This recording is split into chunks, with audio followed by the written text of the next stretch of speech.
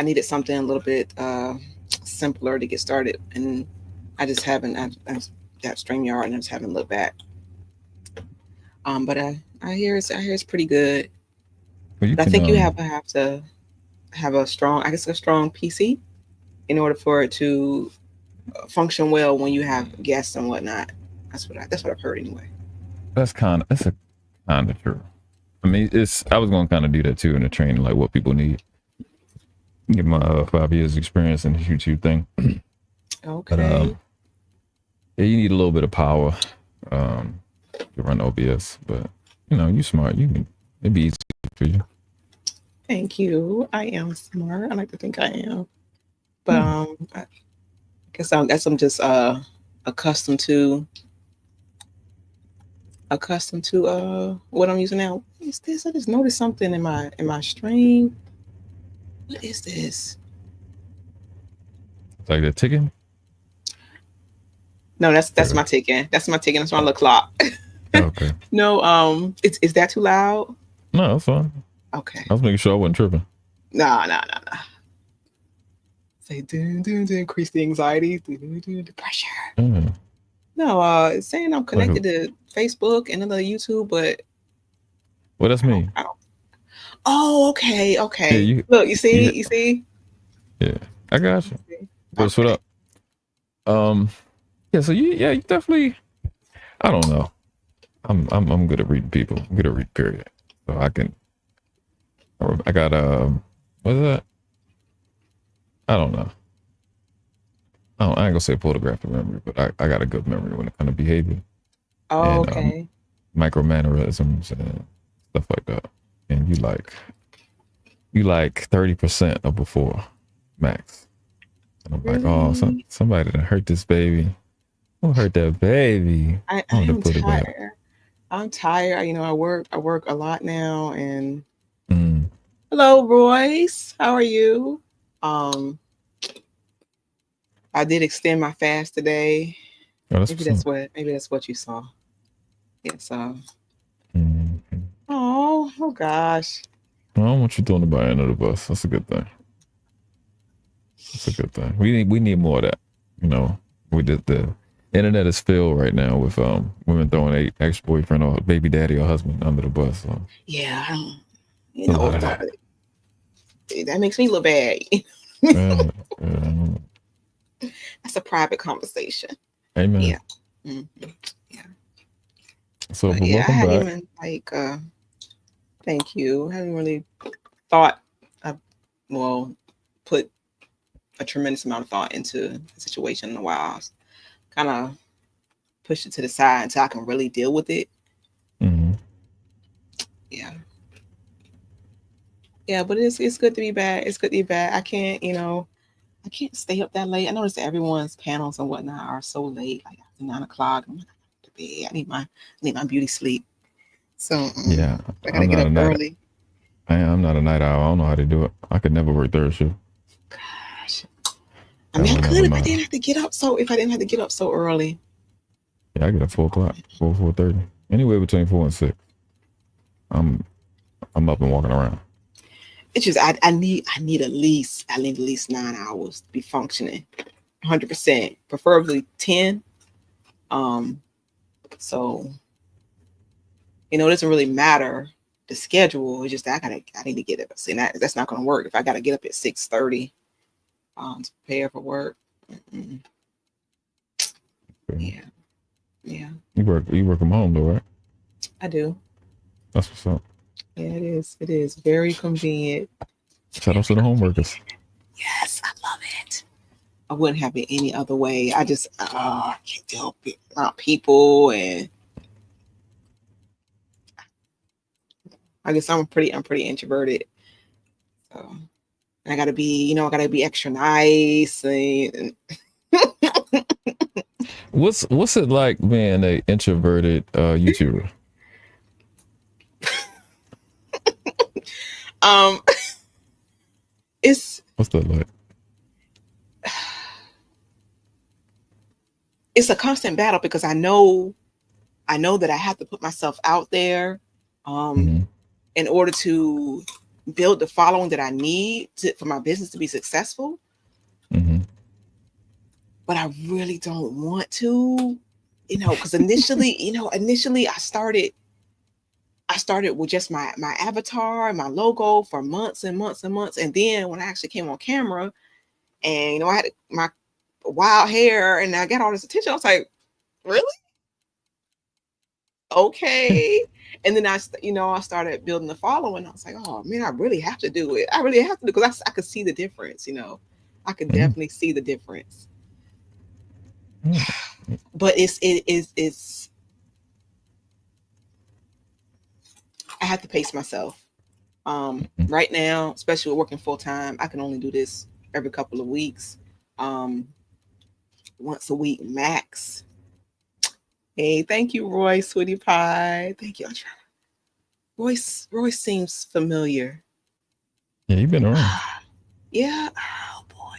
See, it's been a while, so yeah. He be arguing with his homie DB. Who's DB?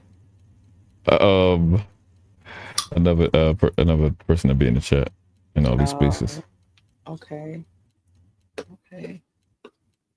Yeah. So I definitely have to pace myself, because especially when I start playing, I get this my baby. So I put all my energy into my love into it, and then I'm wiped out afterwards. I'm drained. And then that too, I need time to focus on being creative, and I need time to myself to do that. Yes, I definitely want to help. It's part of the reason I'm coming back reluctantly. When I come back, I'm starting to upload videos now. Matter of fact, I think you remember, right? I think you all remember the channel. Yeah, you are. Yeah. So y'all about to get y'all. I'm glad somebody remember. I can tell people I'm about to dump I'm gonna get it up to like 60 videos. It's gonna be a lot of stuff in there, and then y'all gonna get it all in one day. And I'm gonna drip feed it out every day. It's gonna be a lot of stuff. Don't worry about it. You wanna enjoy it? It's gonna be dope. It's not Ricochet. It's a movie you reviewed with Andre 3000. Revolver. I keep saying it. Oh, you highly recommend that. And they're playing chess, and that's my game. I keep meaning to watch that. You watched it? Watched it. No, I haven't seen it. I was gonna do that, and I was gonna set up a freaking, what is it called? I keep forgetting what the name of that dumb thing is. It's called Discord. Is that what you're thinking of? There you go. Yes, that. Okay. It's stressing me out. And then it's like they say you can upload stuff. Yeah. Because I'll put something like that up. If I can put a whole movie in there, I will. Yeah, Hamp has like a movie night sometimes. I'm gonna correct I uninstalled Discord because I have something else I have going on with my daughter. We play games, and it was all kinds of, and we record them, and all kind of random Discord pop-ups would come up, and I was like, that was ruining my recording. So I had to just to uninstall it. But I guess I have to figure out how to disable those pop-ups so that I can still have it. Because and then that too, I had when I started, I had all the social media accounts and whatnot, and I never did before. Yes. And then it got to be too much. So I gotta go and post here and post there. So I got rid of all of them. I got rid of all of them. Right now I have YouTube and WhatsApp, and I have WhatsApp because that my now former work team, they had it. Yeah, I got switched to a new team. So they have it. So we connect from time to time. What's you've been going through stuff, huh? You got a new work team. Somebody didn't hurt the baby hard. Like what the that baby? Yeah, they were fun. They were, they were fun. They were fun. My new team, they're great, but they're just not as active, which is okay. It's cool. I mean, it's work, so whatever. My former team, they were a lot of fun. They are a lot of fun. Everybody got split up. With the economy nowadays, people losing their jobs, and so it was a result of that. There was some layoffs on my company, so they just split a bunch of people up. Is this one of the situations where everybody started to work from home from C-19 and then y'all just stayed, or is it just like a natural stay at home type gig? No, let's see, because I was full time homemaker and homeschooler for several years. I didn't get back into working until 2021. I'm in the midst of divorce, so Right now? not yeah. Now I still haven't finalized Oh, the divorce. It's been forever. Uh, but 2021. mhm. So I didn't get back into the job market until then, and my daughter's always been homeschooled. So COVID-19 didn't affect us as much as I guess it did others.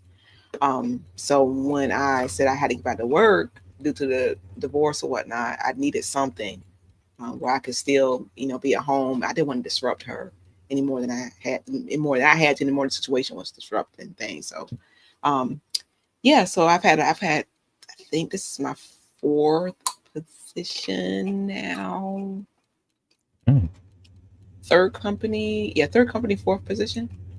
So we just getting tossed around, but Mm. I wouldn't have it any other way other than working from home because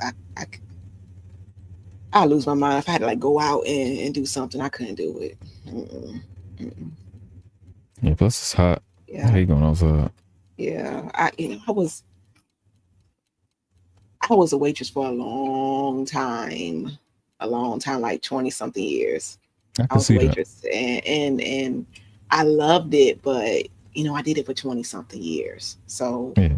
when I stopped, I told myself I'm not going back to that. I'm still in customer service because I love helping people.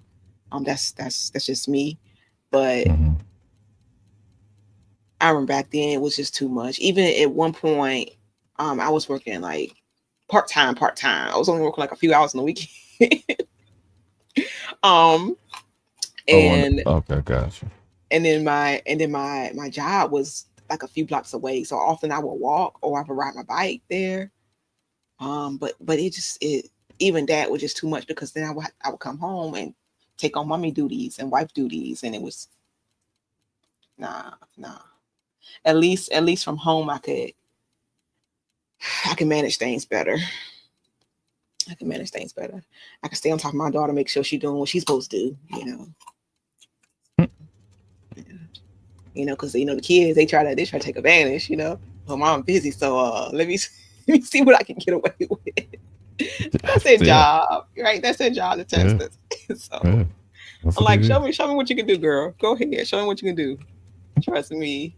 Show me what you can do. Mama done it. Show me. I want to see how clever you are. But she's good. She's good. I, She's how she come along and because like we always talk about homeschooling and then you doing it. My son's godmother, she created a book. She had a whole curriculum for some yep, for homeschool. yep, So how that's coming along? yeah, What is that like? yeah. Because I, for the most part, created my own curriculum as well. Because we That's started what's up. initially, and because I'm the first in my family to do it. I got a lot of pushback because black people Mm-hmm. send those kids away, and even Mm-hmm. I'm sidetracking a little bit. In my job, because my job I deal with parents when um their kids scholarships, and I speak to us, our people, and some are started in a lot of places, and I'm like, the kid's been out for a few days. I can't wait till y'all go back to school. Like, what are you doing to that kid by saying stuff like that? They always say You that. don't realize how much they damaging them. They don't get. Anyway, so that's the mentality of my family. And when I said I want to homeschool, because initially I was going to send my daughter to a Montessori school that was just a few blocks from us, that we toured, oh, we loved, but it was expensive, and like it cost me the tuition is for her to attend part time. The tuition was equal what I would make. I'm like, that doesn't make any sense.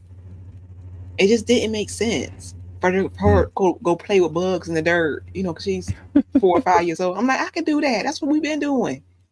Yeah.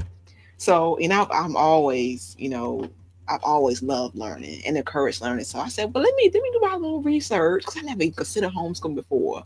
And I said, oh, people do this for real. People do this. Hmm? I found a few Black people, found some books written by some Black homeschoolers. I said, oh, okay, I got this. I'm pretty smart and I'm very creative and I love art and this. I'm like, hmm. So, but still, I'm new to it. So I signed up with was like an K through 12 program online, which technically wasn't homeschooling because it still went through the state. Yeah. No, that I didn't. No, that I didn't like that. I didn't like that at all. I did not like Yeah, I don't that. blame you. Oh I don't my blame gosh, there was so many lies, especially in the history curriculum. Just lies and lies. I'm like, you. Oh yeah. just Oh hell yeah. insulting lies. I'm like, oh my gosh. And the way they have everything set up, it was What so much screen time. Like, would she really need to be outside playing with bugs? This is too much screen time. stuff like So, that the slaves were helpers. They had stuff like that. or the slaves were they call them all indentured servants. I'm like, indentured Oh servants, wow. they had a choice. The indentured Right. servants had a choice. My ancestors didn't have a choice. No. So so after that year, we just powered through it. We just went hard. We powered through, and they allowed us to finish early. So we powered through, we finished early. And I said, That's what's okay, up. so now I gotta create my own curriculum. So so for her science, her her life skills, um, her history, which we call our story. Um, what others I Mm-hmm. can't look now. I can't even think of them all. And everything except for her math. I think her math was the only one when we had a curriculum books for math and language arts, her writing and whatnot. We had curriculum books for that. But everything else I created. We used the library. We have library cards for three of the cities surrounding us. Um, we just got out there and we just would live. We went to all the museums and we planned field trips. We just did everything, all kinds of projects, crafts and whatnot. So, oh, that's so much fun, and that's what really inspired what I have now with this business because I found after about 6 months of us doing our own thing, we bumping heads. I'm trying to figure out why she's not understanding certain concepts, and I realized, oh, this was a huge switch for us. I realized that I was teaching her from my learning style, not from her learning style, Mm-hmm. which Yeah. aren't which weren't that our learning styles aren't that different, but just that switch made a huge difference in our setup and her understanding things and different concepts. And I realized that first of all, she still does to a extent, but when she was little, she was really into the family dynamic, mommy and daddy, baby. So I had to Mm-hmm. incorporate that into everything, Yeah. especially math. Like with her, what is it? What's it? I can't remember. It's a term for it. When you What? pair when you making sets that equal 10, 1 and 9 and 2 and 8 and whatnot. Um, ah, When you making set with of tens. yeah, when you making sets that equal 10, like 1 and 9, it's a term for it. It's a term. It's a homophone because it's another term that sounds like I can't remember now, but it's a term for that.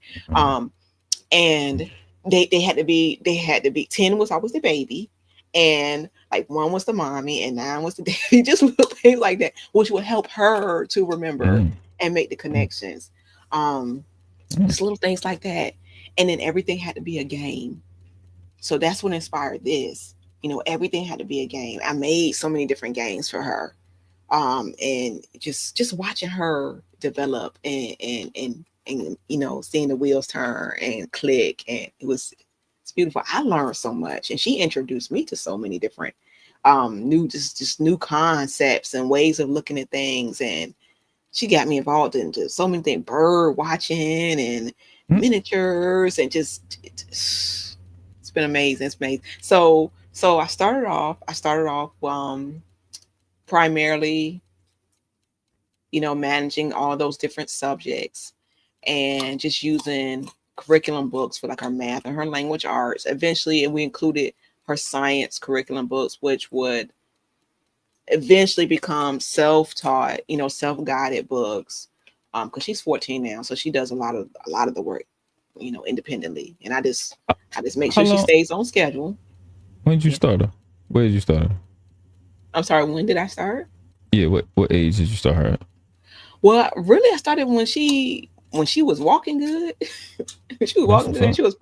She was potty training. So she was reading by 3, and because I don't play. She was reading by 3. She had all her basics down. She had a little program, like a little online program. What's it? ABC Mouse. That was cute. When she was 4, like 3 and 4. Um, yeah. So we've always been doing it. And now that I've had to step back a little, I'm like, I can't stop. I can't stop. I still have to research and create, and that's where hunting wisdom stems from. So, and I'm always gonna do it. I'm always gonna do it. It's my baby. So you gonna make like programs and sell it? I consider that.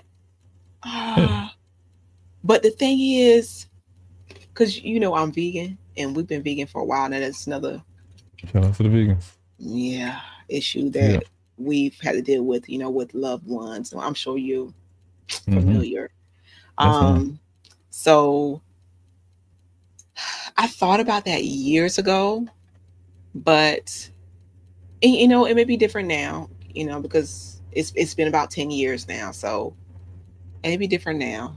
But I thought about that years ago, and I felt that no one will be really interested in my curriculum because I'm all about essentially living in a manner that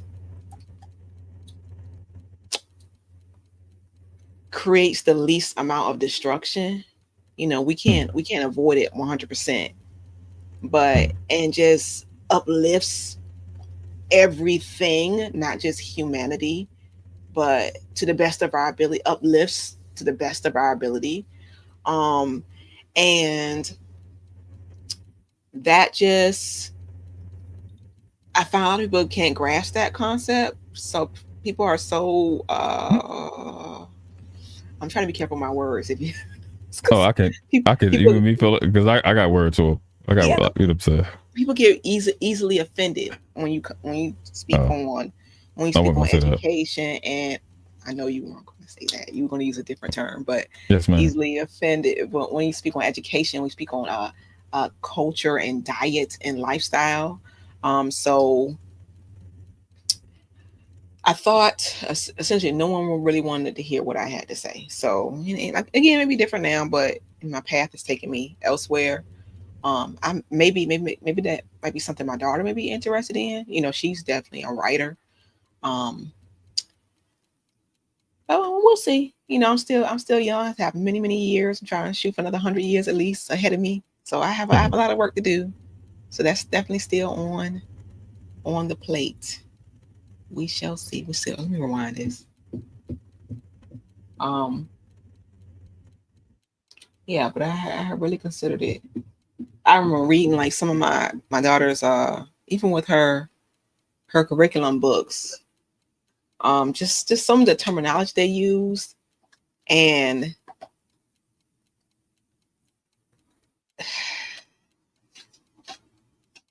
the way we as humans, speciesism, essentially, if you're familiar with that.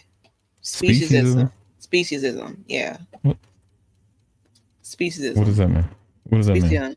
Essentially that humankind is better than any other creature that exists. Mm-hmm. Just that. And hey, Royce, let me see. It's a woman named High Oracle 1177 who has a YouTube channel. I think she's trying to raise money to make a school since they got rid of the ATL job court. Oh, okay. Okay. So that's another thing I want to do too with this. I would love to host games where folks come and play. And this is a family friendly environment because I encourage all ages to play. Host games so folks can play. And maybe have like a fundraiser where the contributions can go to that fundraiser, and the winner, Mm. I'll match their contribution that will also go to to that fundraiser. So What, just I don't know. I guess in a sense I'm selfish because I get a high. I get a high from helping. I Oh, do. So that's it's fulfilling. It's fulfilling. What's the term? It's better to give than receive. I'm all about that. I'm that's all what they about say. it. Yes. Yes. Um, yeah. And I know I'm not for everyone, but that's okay. I'm not meant to be. What that mean? What that mean? I'm telling Hmm? you, world class. I'm telling you, What? I've had some experiences with family and so-called friends, especially as I've made changes in my life. With Mm-hmm. with homeschooling and becoming vegan and just being kind of a minimalist and setting boundaries that people just don't understand. Um, Yeah, that so don't. You can't take with family. Family, the people in the world that don't respect you the most is family. That's you just can't take them serious. yeah, they feel That's what like I be finding. they have the how can I say this? 'Cause I'm really trying to be nice. I don't want to offend anybody. They feel like they have because we're blood. They have essentially the right Yeah, to infinite. be rude. Yeah, a million chances. Hey, Nah, Von not with me. Eric. Hey, Sweetie Pie. How are you? Not with me. And thank you, Royce. Um, yeah, I just find out that I just have to set boundaries. Just set boundaries because they mean well. Most people Hmm. they really do mean well. Um, and Hmm. understand that not everyone's on my journey. And of course, I started this and homeschooling and being vegan. I'm like, and when you find something so wonderful, so Hmm. life changing, you of course you want to share it with those you love. Hmm. Hmm. Hmm. But then you get that slap in the face. I'm like, oh, okay, I'm trying to help you. Like I'm trying to help Mm-mm. you. Mm-mm. Mm-mm. They the last people you go to. See what you do So is you get missing, and then you just you know what I'm saying. You know, be around for a long quiet, time. Then you come looking different. Like, oh girl, what you doing? Oh, don't worry about it. And just keep quiet. keep moving. Yeah, And don't look, say no. No, I don't. you That's not show up with all your teeth and all have your to. hair. Mm-hmm. Come back 10 years later, you look the same. They look horrible. Yeah. Yeah. Then they start asking questions. I'm like, hey, I'm here for you. If you have questions, don't be shy. Yeah, let's get my book. Yeah, you can go on Amazon get this book. Um, that's all I got for you. I don't know what to tell you. Yeah, because I was just telling somebody this other day, you can't make somebody want to learn.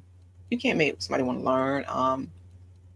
Because it's a journey you have to take on your own because it can be really challenging. Just to especially when it comes to culture and tradition and essentially wiping the slate clean.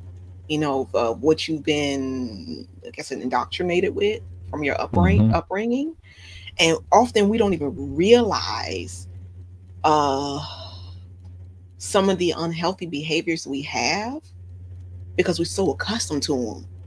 Yeah. You know, I've had several, I guess, epiphanies or moments, and I'm like, Mm-hmm. hold on, what's going on right now is wrong. It's wrong. It's wrong. Oh, That's why I thank be. you, Aunt Eric. Thank you, sweetie. That's why I It's be wrong. recommending a book. The Power of Your Subconscious Mind by Dr. Joseph Murphy. You weed through those thoughts. Mm, yeah. And a lot of these books you can get online. I mean, you can get on YouTube. Like listen to the audio for free in your car. The Mm-hmm. whole book, but it Your mind is so powerful. help you start taking inventory of what you got in there already. Mm-hmm. Mind is so powerful. Mm-hmm. So powerful. I see it. I see it. My daughter sees it. You know, That's good. yeah, she thinking about things, trying to, manifest things and just little things here and there. Mom, I was thinking about so and so. Then I saw it here, here, here. I'm like, well, that's you. You powerful girl. That's what's up. You powerful. Powerful. Yeah. Yeah, but I'm good though. I'm happy. I'm happy. You know, I'm being tested, which is, I guess, which is healthy. I'm tired of being tested, but That's part um, of the test. yeah, I'm tired of It ain't a hey, test come till you get on now, I tired haven't now. passed yet. I haven't passed yet. Dang, It ain't no test. It ain't no test till you man. get tired. That's when the test Wow. stop. God, I mean, I'm just turned 41. I'm like, really? I'm still going through it. Come on Really? now. That's what's up. Yeah, yeah, So y'all need yeah. to be y'all see her. Yeah. 41. You see this older lady. She asked me. She said, "How old are you?" I said 39. She said, "You what?" I said, "Yeah, I'm Really? 39." Yeah. Oh, I thought you were 20 something world class. You see what I'm saying? See, listen, don't look. Wow. One thing I love is compliments that. But you gotta eat right, man. Eat early. I started my journey, my process.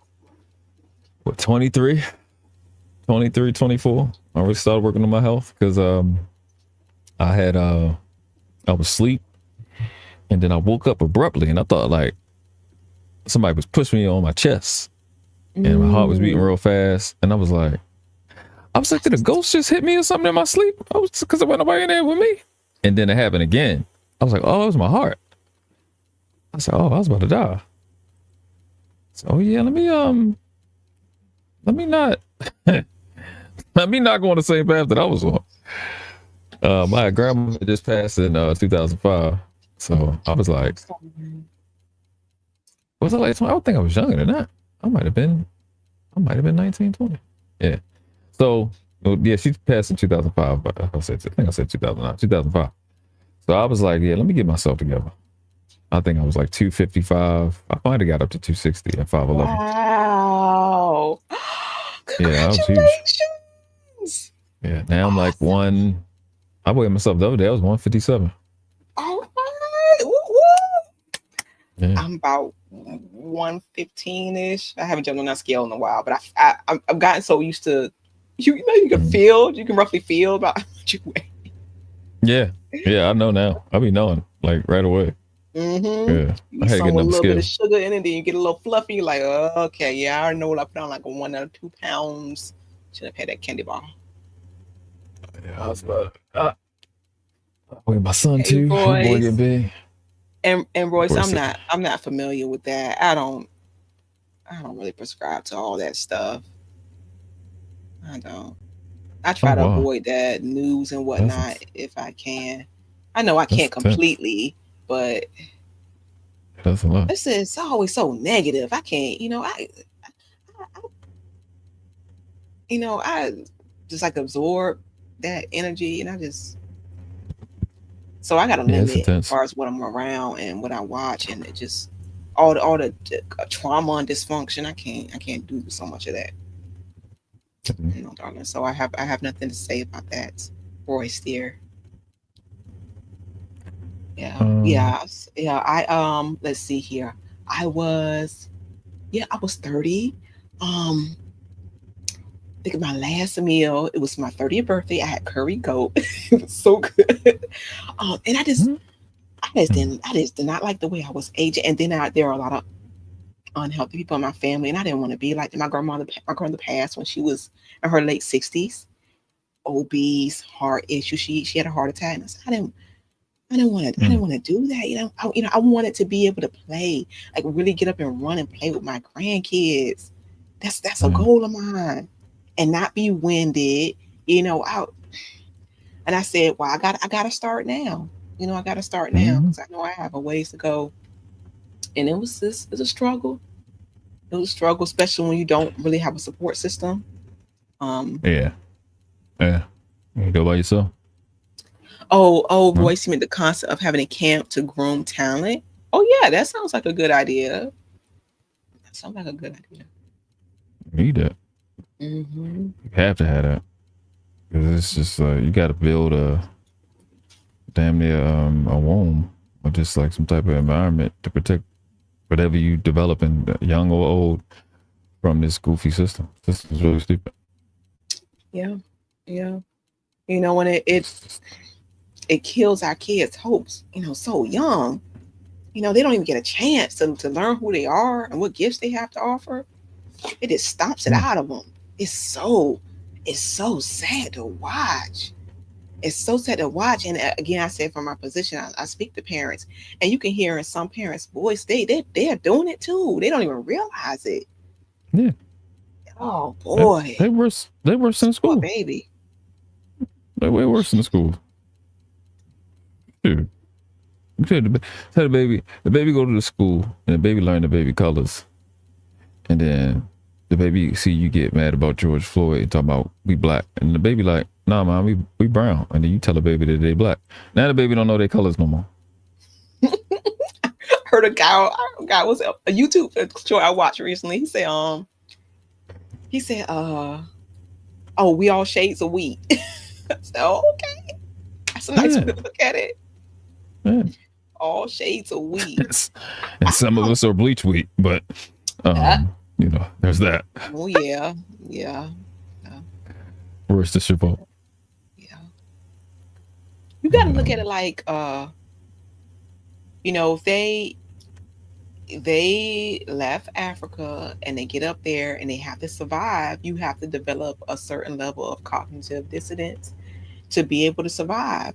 You have to make that an enjoyable experience, being so brutal, because if not, you're gonna die. So that you would think that conditioning would just disappear after a few hundred years, when it's taken thousands of years to create and to keep them alive. Come on now. Come on, we can't expect that. I think I know your answer, right? But I'm not going to assume. Supposed to be on the show. What do you think about physical discipline in your children to teach them? That teaches them that violence is the way to solve problems. That is, I like the term. It's the lowest and it's the laziest form of discipline. Mm-hmm. Now I learned that a bit too late. I had to self-reflect. I want to say she was about 5 or 6. She was still getting spankings or pop on the hand or something before I realized, this. I guess I had that light bulb go off. Like that's not what I want to teach her. That's the first thing we do in order to, if there's an issue, to go to physical punching or hitting or beating someone. So no, I don't believe in that. I don't believe in that. Yeah, I have never gave my son a beating. I have he's the most obedient child I've ever seen in my life. Like, I've never been around this child that behaves this well. Like, he just testing you good. That's what he's supposed to do. He gives me literally no problems, like, at all. Not even a little bit. He just listens every time. Now he's a boy. Okay. No, he don't. I've never whooped him. I've never, rarely. If I yell at him, he gonna cry. That's a fact. If I go down here and yell at him right now, he gonna cry. He about to be 9 in September, and the boy give me no problems, and I've never whooped him not one time. It just I got more to beatings. I got attacked. I got assaulted. Oh, I was beat with everything. All that. So all I did was go to the school and make people pay for what my mother did. And my dad didn't hit me until I was 20. Yeah, I was 20 years old when he hit me. Yeah. How did that happen? Well, it's ghetto. It's a ghetto story. You don't have to share if you don't want to. Yeah, I mean, I can. It's ghetto though. I go to the law too. Okay. But it involved a gun. And that I was impressed. So I was getting in the car and then he attacked me. Well, he just swung one time.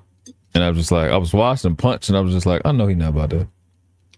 I'm going to get out of this car and take his life. I swear to God. And then I was watching him and I just looked him in his eyes as he hit me. I'm like, bro, he was in jail most of my life. Well, he was in jail between 3 and 15. So he don't know I'm violent. He really don't know how much I've been fighting. I've always been a good child. in his presence because it's my dad. So he was just surprised because I'm always just, I got my dad, so I don't have to be a thug no more. He didn't know. He never seen me act up before. So I was 3 when he left. I was probably a little angel then. And then when he came back, I wasn't doing crap. Well, I didn't do nothing around him. So, yeah. So he told me to do something I ain't do. And I got away with everything. I was supposed to have been locked up. I did a lot of horrible stuff. I just never got caught because I'm good at it. So, yeah, he told me to leave. I didn't. And then the OG, one of my OGs, he was like, man, just go ahead and leave. And I'll leave. I'm getting in the car. And he hit me. I was just looking at him like,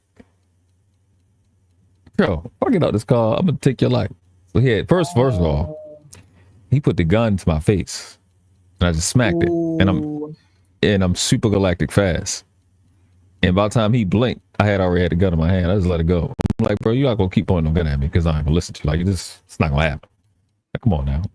First of all, you're not shooting. I'm not dumb. I'm not just because you've been in jail. I'm not dumb. Nobody pulls a gun and holds it. If you're gonna shoot, you shot from the beginning. You're not convinced me. I'm from the well, he from Detroit. He not from Baltimore.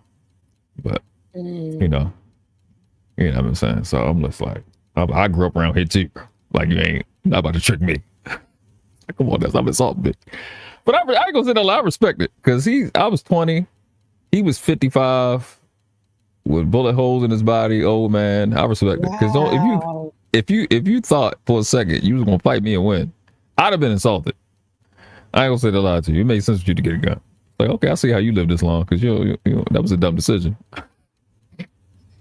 But I said it to say, I got all the beatings from my mother, and that just made me want to go to school and try all my moves on other people's children. Like, it really don't work. It creates a criminal. That's what I watched in the hood. All this, don't care. Especially if I don't understand as mothers. About time your child, when you got a son, about time your son get 11, 12, he is so physically superior to you, it don't make no sense. Like, your little hits don't bother him no more. We are beating him up at school. We're playing football. We hit him way harder than you hit him. It don't matter what you do. You hurting him internally. You creating bruises that time can't even heal. We giving him bruises on his body it's gonna heal up by next week. So your little hits don't matter. All we watch is the person that keep telling me they love me so much is attacking me. And that creates an evil creature. That's what I watched. The most violent little boys was the boys that was getting beat up by their mama and attacked by their mama. And it don't work. Hitting a child on the arm or on the face do not teach them to wash the dishes. Or do your homework when you come home. Mm-hmm. Every other creature on earth learns how to beat themselves by watching their parents do it. We don't do that. Just go do what I say, not as I do. That's not how Earth works. It don't work like that on Earth, let alone the human brain. So neuroscience was like other than my own experience. Like, if I was to say it was just on my own experience, I would be wrong. But neuroscience is really the thing that I learned that pushed it over the edge for me on how the brain actually works and how you learn. Like you was talking earlier about how your baby learned. So important to know if your baby is auditory, if they visual, if they kinetic. You know what I'm saying? Mm-hmm. You gotta know that. That's one of the things that helps them. Yes. Yes. But none of that includes being hit. Like, they don't learn from that. They say pain is the best teacher, but it's pain. It's not abuse. Pain is the best teacher, not somebody trying to delete me, parent trying to delete me. It does such harm to the mirror neurons in the brain that sit on top of the superior cortex. And it doesn't work. Yeah, it don't work at all. It doesn't. I don't even know why people they don't care. Once you hit them, they don't care about what you're talking about. They just don't want you to hit them no more. Mm-hmm. Whether they 2 or 15, they don't care about what you're talking about because their brain, you activated their survival instincts and they just want to get away or fight you. Now they're lying. They're lying just to avoid being hit. Instead of teaching them conflict resolution and how to talk and figure things out and just being open and being honest. Yep. Yeah. Yep. They practice being a liar. Then you wonder why they get pregnant or they do something crazy, some grown person decision. You go, oh, well, you ain't come to me. I couldn't come to you my whole life. I've been running. I'm trying to get away from you this entire time. That's why they want to go party with their friends. They be trying to get away from you all the time because you are the enemy. You they are. So I don't know. I got a 24-year-old goddaughter. It's the same. Like my son and her are the same. They know I love them to pieces. I never hit her. Not one time. Never even threatened her. I don't. When her mother. That's a whole other conversation. Try to make her do what she wanted to do. That she was bucking. I had to kind of cuss at her one time. I ain't never threatened her because I don't threaten. I'm just doing. But see that's part. Let me go right there, right? Because I be telling women this all the time to help you be a better parent. Like children, they do the studies. Like children are the worst with the mother. Like they give y'all the worst because y'all just I don't know. We've given. But what you have to stop doing is giving a baby 3 and 4 and 5 and 6 and 7 and 8 times to call him or to threaten him about what you're going to do. You cannot. All you're doing is all you're teaching them is that they got. Once you talk, I got some time. I can play. I can keep playing with her. Once they know whatever you say, the next time you have to say it as consequences. The whole relationship change. Then you go. Here's the other thing that goes with that. You have to beat because your voice is not as valuable. You're trying to use your hands and a belt and a spatula and a broomstick. Creative. You gotta be creative. Using all those other things as like false compensation. In reality, if your voice was as valuable as it's supposed to be, remember, your voice is how they think. Like they're in a dialogue. Their identity is your voice as a parent. So like, wow, I hadn't even looked at it like that. Yeah, they don't know no other words. Oh, they don't know. They don't know no other. They don't even know their own voice. It's your voice. Hey, Dub Will. What's up, Dub Will? So like, women be like, I be in so many of these, so many houses where you got these mothers just hollering. You are devaluing your voice by yelling. You're doing all the listening for them by yelling. They don't have to listen. You doing it all for them. They don't have no reason to pay attention to what you're saying because you're doing all the work for them. All the countdown, all the 10, it's not no 10 now. You don't have 10 or 5 seconds. Come here. Yes, mommy. Yes, daddy. That's it. The next time you don't come, you losing everything. Full-fledged consequences. What's up, Gore? You losing everything. One warning, full-fledged consequences. You know what works more than everything? Talking just like this. When you use this voice tone with them, it changes their life. They learn 10 times faster because now they're doing all the work. They gotta focus. Exactly. Now you start to activate their brain. Their brain has to, like you said, lean in. Brain start to have to process you. Now you're the center of attention. I'm not gonna keep yelling at you. I'm not gonna keep talking to you. This is the better way. Like if you talking about the subconscious mind, this is how the subconscious mind receives it. Because now all the guards are down. I'm not yelling at you. The neuron's not firing off. The wrong neuron's not firing off. What's it? They fight or flight. Yep. All of that's been neutralized. I'm not yelling at you. It's a whole different tone from when we playing, from what the normal thing. We play, we joke, we laugh. It's a whole different tone. I don't have to yell. I'm not doing all the work for you. You're not afraid. You understand that this is the same person that held you your mama breastfed you. This is the same daddy that patted you on the back. I love you. I care for you. When I get like this, okay, it's time to stop playing. Daddy needs you to do this. Now do this. Now I always do. I say all the children, my nieces, whatever I say, let's go do it right now. I go into it immediately. We both gonna do it right now. I gotta immediately change. I don't let them go into cry mode. Even when my son was an infant, I never let him make his mama pay.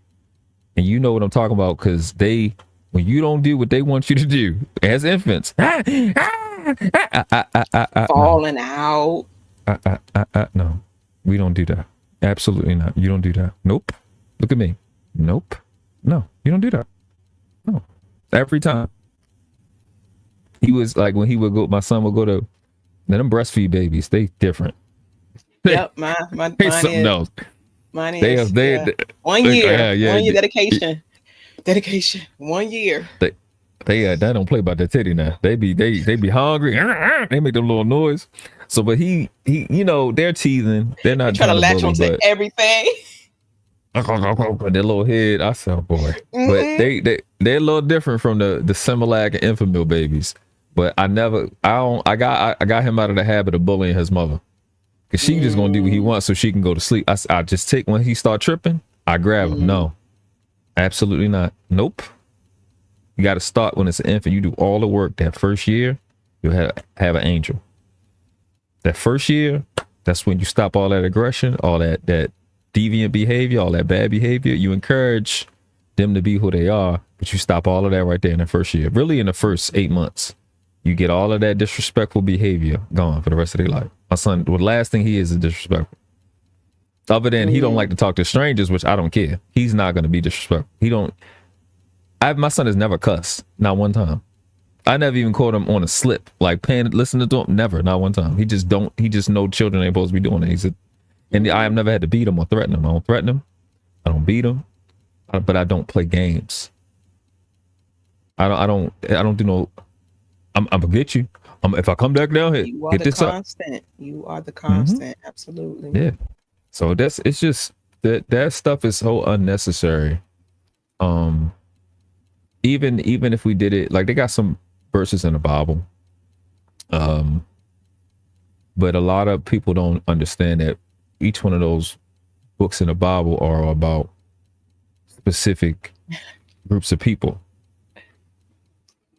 He said, Will said, he said I wasn't breastfed. That's exactly why. I was actually breastfed, believe it or not. What do you mean breastfed, baby? Yeah. So,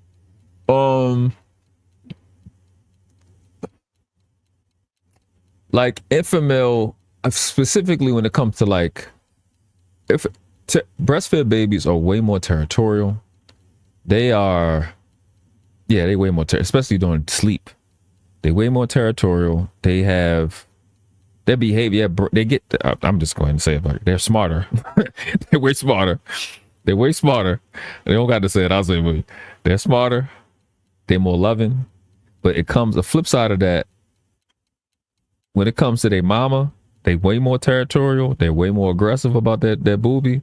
And they don't play. They're a little different. When I say different, I mean I've seen it vary in so many different ways with them breastfed babies. They don't play about that titty. That's all I'm gonna tell you. They don't play about it. They don't want nobody to touch them. What you get?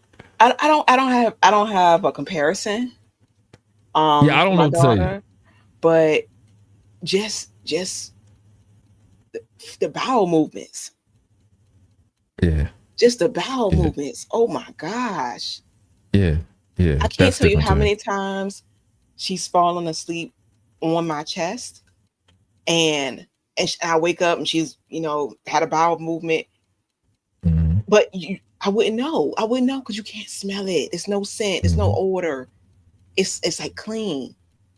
Yeah, it's different. It's awesome. It's what you also, you don't get that, and that has more to do with Infamil than the breastfeed, the Infamil and the Similac. They not. My son, he grew up as an infant. He just did breast milk and homemade hemp milk. Okay. And then from that we did fruit. So he didn't throw up. Only reason he threw up is because he had surgery on his throat. And like he was born with his throat and his stomach detached. Yeah, the spit up. Yeah, none of that. Very rare. Very rare. None of that. It's a lot of good stuff, but they don't be playing. But listen, I tell you, don't be playing about that booby at nighttime. Hey, and they wake up in the middle of the night. Oh my gosh. Oof. Yeah. And the thing is, I had her on a schedule. So that's what's up. Yeah, I was waking her up like, all right, it's time to eat. It's time to eat. Yeah, I had to stay a step ahead. Yeah. She kept it frozen. She would pump and then freeze it. Yeah, and then I did that as well. If she ran out, she would do the hemp milk, which was obviously water, the hemp hearts, blended that up with dates, and sounds good. Yeah, it was good. That's the best milk you can get. Was it let's see here. I nursed her directly from my breast until she was several. I want to say she was a month or so, 2 months, something like that. Then it got too painful and I started pumping. Then I went back to work. Yeah, I went back to work when she was 3 months. So it was a little before that. I went back to work. So I would pump, refrigerate it, or freeze it.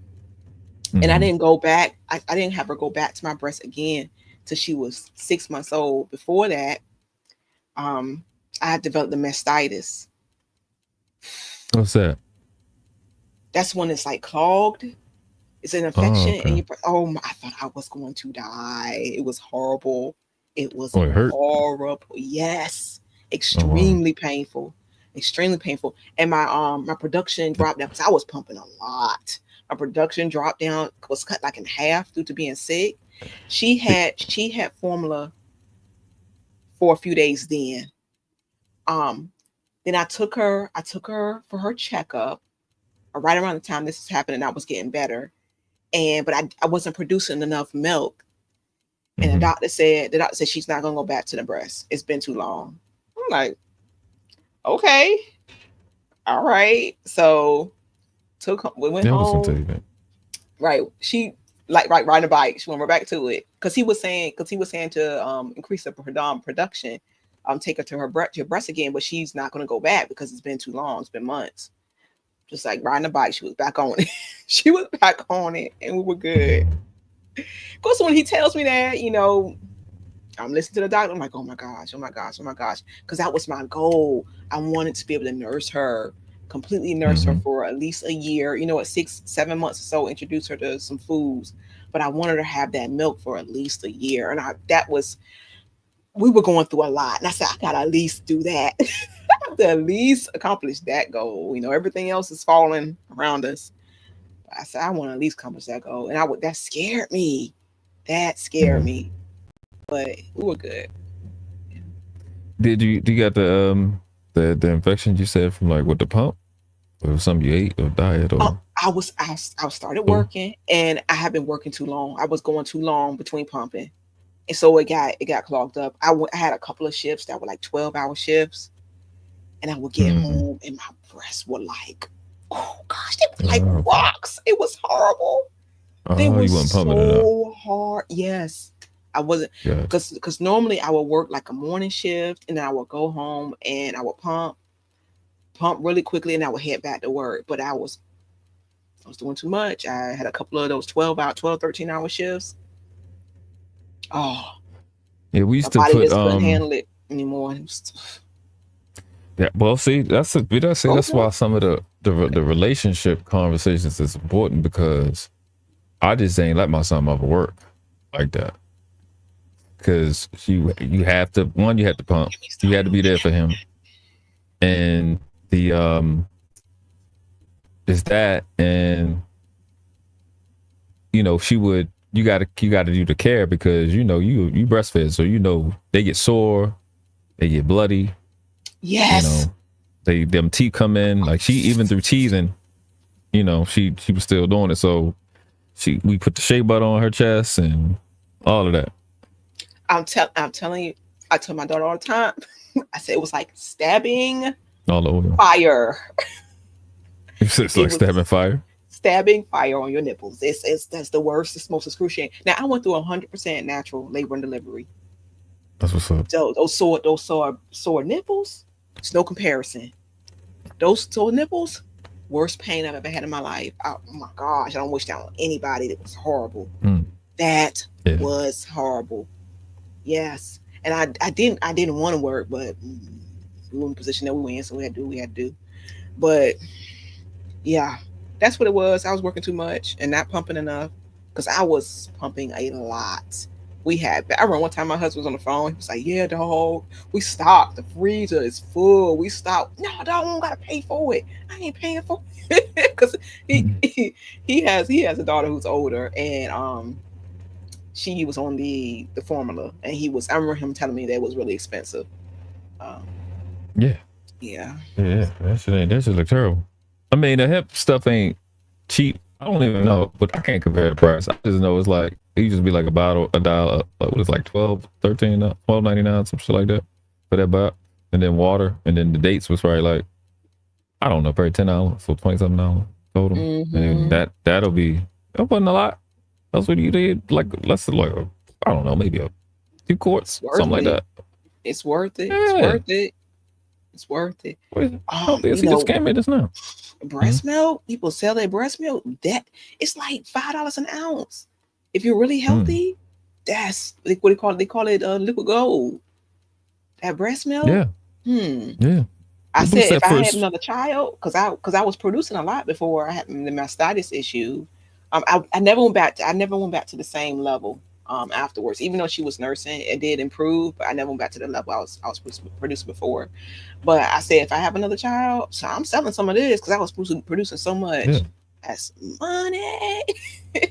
they had what's the name of the first milk to come out? The first part of the milk. What's that name? You don't remember the name of it? Oh yes, the colostrum. Colostrum. Yeah. Mm-hmm. They have. I think that when he was, because my son, the first 90 days of his life, he spent in the NICU. Oh, So okay. they had a G tube him, even though his mom was still pumping. But she had some time where she, like in the beginning, she wasn't up to speed. Then she got up to speed later. So so they had an option, a third option. You gotta ask them, because if you don't ask them, they're not gonna tell you. So Mm, they gave the Similac, they gave the Infamil. I was like, he's not doing none of that. We're not doing none of that. Y'all gotta find something else. It's like, well, there is a third option. So the third option was there are women. There is a milk made from women's breast milk that okay. that the hospitals can give you, and that's the option we took. And they don't. If you don't ask me, you don't say nothing. Because I'm like, they gotta ask you, and I'm like, well, we're vegan. He's gonna be vegan, so we're not doing that. Like that's all types of shit in there. I had a whole another. I didn't get told the story so many times about them trying to give him something called a fortifier, and it's long story short. On a piece of paper. It says it's a pH of 3.5. I said, why the hell would I put that in my son's blood system? Why would I do that? I asked the doctor. I said, what's the pH of the blood? 7.1, right? You're like, yeah. Is that Yeah, alkaline or acidic? And let's and get she it. said, well, it's alkaline. I said, well, why would I put 3.5 in my son's bloodstream? Yeah, the And they were just acid. sitting there looking stupid. I said, yeah. I slid the paper back. Yeah, we're not doing that. They, y'all, they, y'all they crazy. look. They are relying. They are completely relying on our ignorance. Yeah. Yeah, if you don't say nothing, they would have said nothing. They didn't have said nothing about that, and they would have never gave the third option of it's a formula that they use. I guess they powder it or whatever that's made out of breast milk. Granted, you don't know who those people are. You don't know their health Wow. state, but they'd never told us if I wasn't ignorant or belligerent. I Wow. should say I definitely would. You know what I'm saying? So you gotta. I mean, I said all as to say you gotta really fight for your child. Like, you know what I'm saying? Like the fight for your child when you're together with the person you made the child with, it's enough by itself. Then all the other stuff that you got going on is just too much to give the baby Hmm. the best opportunity, man. It's Exactly. a lot to go into learning. Like I look at my life a lot, and I know I'm more better suited to teach my son when he's older than. I'm not really a teacher. Like I put teaching in a chat, but that's not my thing. I'm more of a mentor and more of a coach, guide, leader type person. I'm really not a teacher. I don't have that ability that y'all got just to teach any and everybody. Like I only want to teach people that's smart. If they're not smart, I don't want to fucking I can't do it. I'm So fascinated by about all the many different ways that people learn. yeah, it's I'm amazing. telling you, I get a howl of it. I love it. I love It's amazing. it. It's amazing. It's so yeah. So I didn't know I did so bad in my 12th grade year. In the first quarter, I could have failed for the whole year. I was a horrible Mm, student. But I didn't know how. I didn't even know I could grasp concepts as fast as I did because I never really tried. I hated school. School was horrible. mm. Now when I got out and I got my mentor, he said, listen, reading books is like time travel. I was like, what? And I'm like, in my mind, I'm like, I don't want to hear about no imagination. Like, I don't want to hear about that crap. Like, what? So what you about to say? Now, he cool. We've been chilling for a minute. I trust him. I'm like, oh, he gonna go swim with this. He said, yeah, reading books is like time traveling. Time traveling. He said, if it took somebody 60 years to come up with this living experience and you can get it in 2 weeks, you just travel 60 years in 2 weeks. And I said, I said, nigga, I'm in. I want that. That makes sense to me. I said, that makes sense. All right. And so from there, I realized I had a really short learning curve. Naturally. And I learned how to learn. 20 years old, 2 years from graduating high school.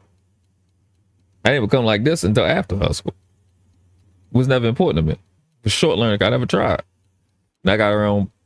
I learned how I learn, and I learn in so many different ways. I don't just learn through auditory, visual. I don't have a photographic memory. I don't have that.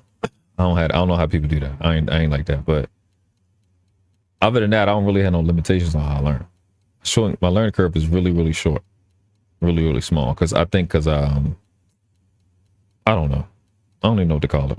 I still don't know what to call it. I just process stuff. I just know how you.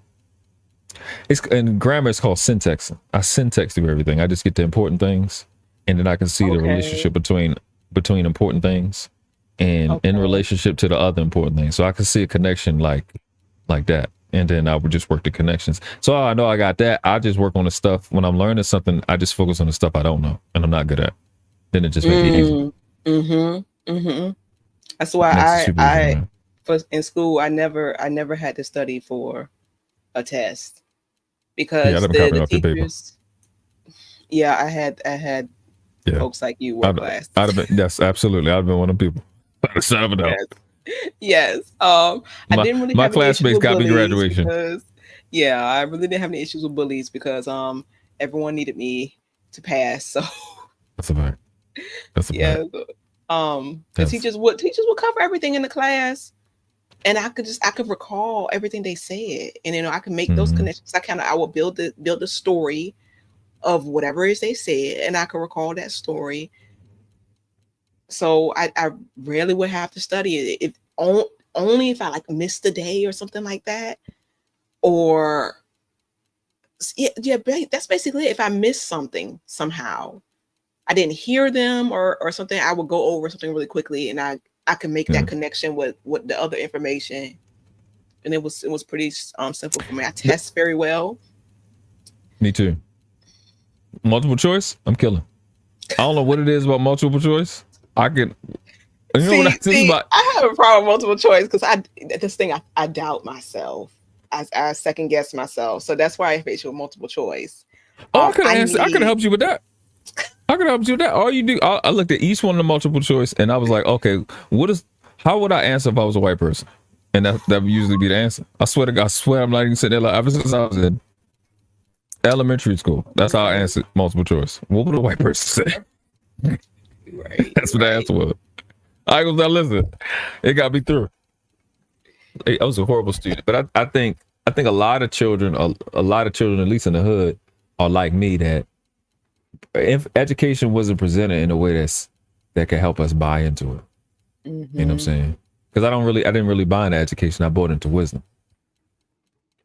If I can get living experience, if I can acquire living experience in a short period of time, you know what I'm saying? That's just like making money faster. It's the same thing. And you don't see the importance of it because your parents say, go to school, finish school, graduate high school, blah, blah, blah. You good to go. But you see your parents have done the same thing, but they struggling. Like, that don't make any sense.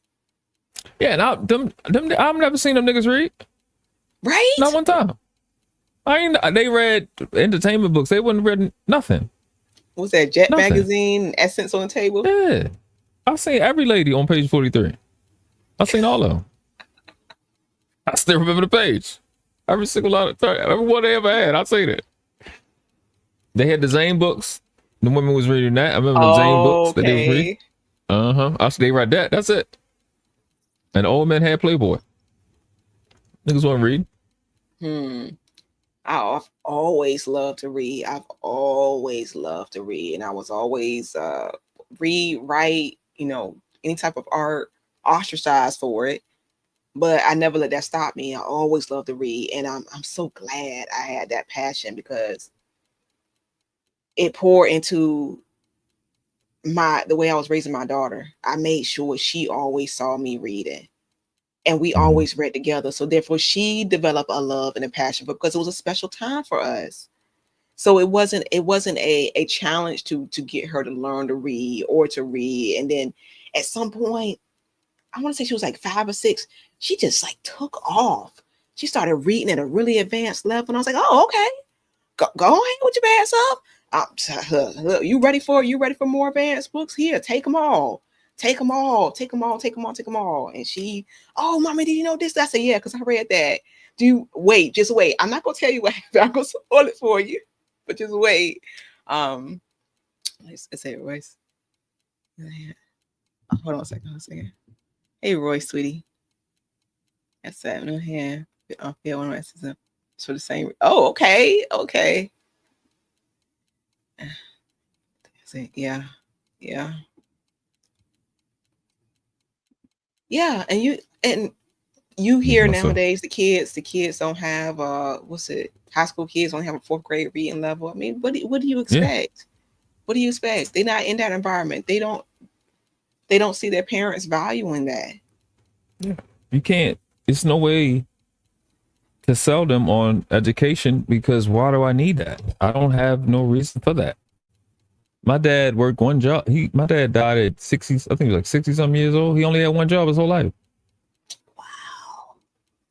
He worked for Allison Transmission, I think either here, because we had one here, or in Detroit where he's from. The rest of them, he worked for himself and he sold drugs. I developed a passion for reading after I found one of my mom's street lit books. I read the whole thing in 2 days, even though I couldn't get through a day in school without falling asleep. Ross, you know what? World class. What do you think? Mm-hmm. What do you think of? I think this is some kind of conspiracy. What do you think of reading to your kids before bedtime as they're lying in the bed? What do you think of that? What are your thoughts? Yes. Yeah, I think. Yeah, I think it's a good thing. It's just, yeah, I think it's a good thing. It depends on what it is. I'm torn because you're obviously planting the little seeds in their subconscious, as they sleep. But at the same time, are we not also conditioning them to fall asleep when they're supposed to be reading and learning? I can see that, but see, what I did, because I've never really instituted that, but what I did was I played classical music. I played binaural beats. Okay. Right frequencies, solfeggio, tunes, stuff like that. That's what I always played for him. Om, meditation, Tibetan bowls. I always played that for him when he was a baby. Prayed. So I prayed when he was asleep plenty of times. But reading, I got him reading one book. It's called Who Moved My Cheese? That's the book I got him reading. Who Moved My Cheese? That's the book I got him reading. What was it about? About being consistent. Oh, okay. And he got so after he finished reading it, I'm gonna have him reading it again, and we're gonna read it together. Okay. He's reading that. He's reading that now. Yeah. Okay. That book like I don't know. I mean, it's a New York bestseller. Oh, okay. So yeah. So hold on, I gotta add it to my list because I have my little large library. I try to be minimalistic, but when it comes to any type of arts and crafts or my books, I go crazy. Who Moved My Cheese? Oh, let me call him real fast. Let's see. Oh, Spencer Johnson.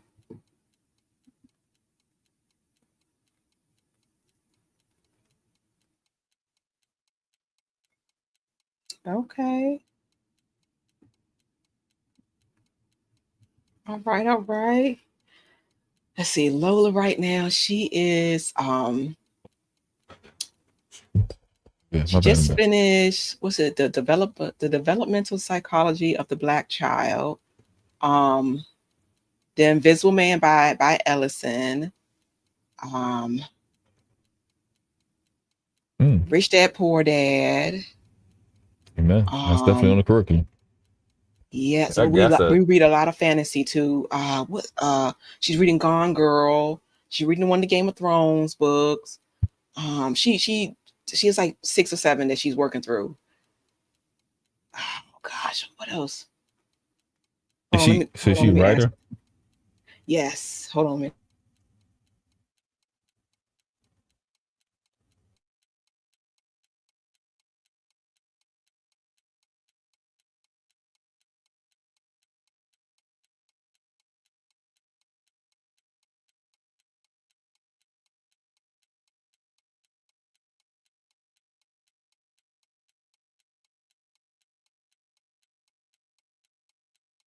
Alysia.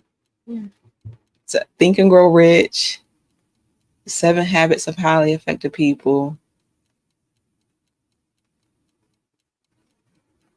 It said, let's see, I already said Rich Dad Poor Dad. Say it again. What's this for?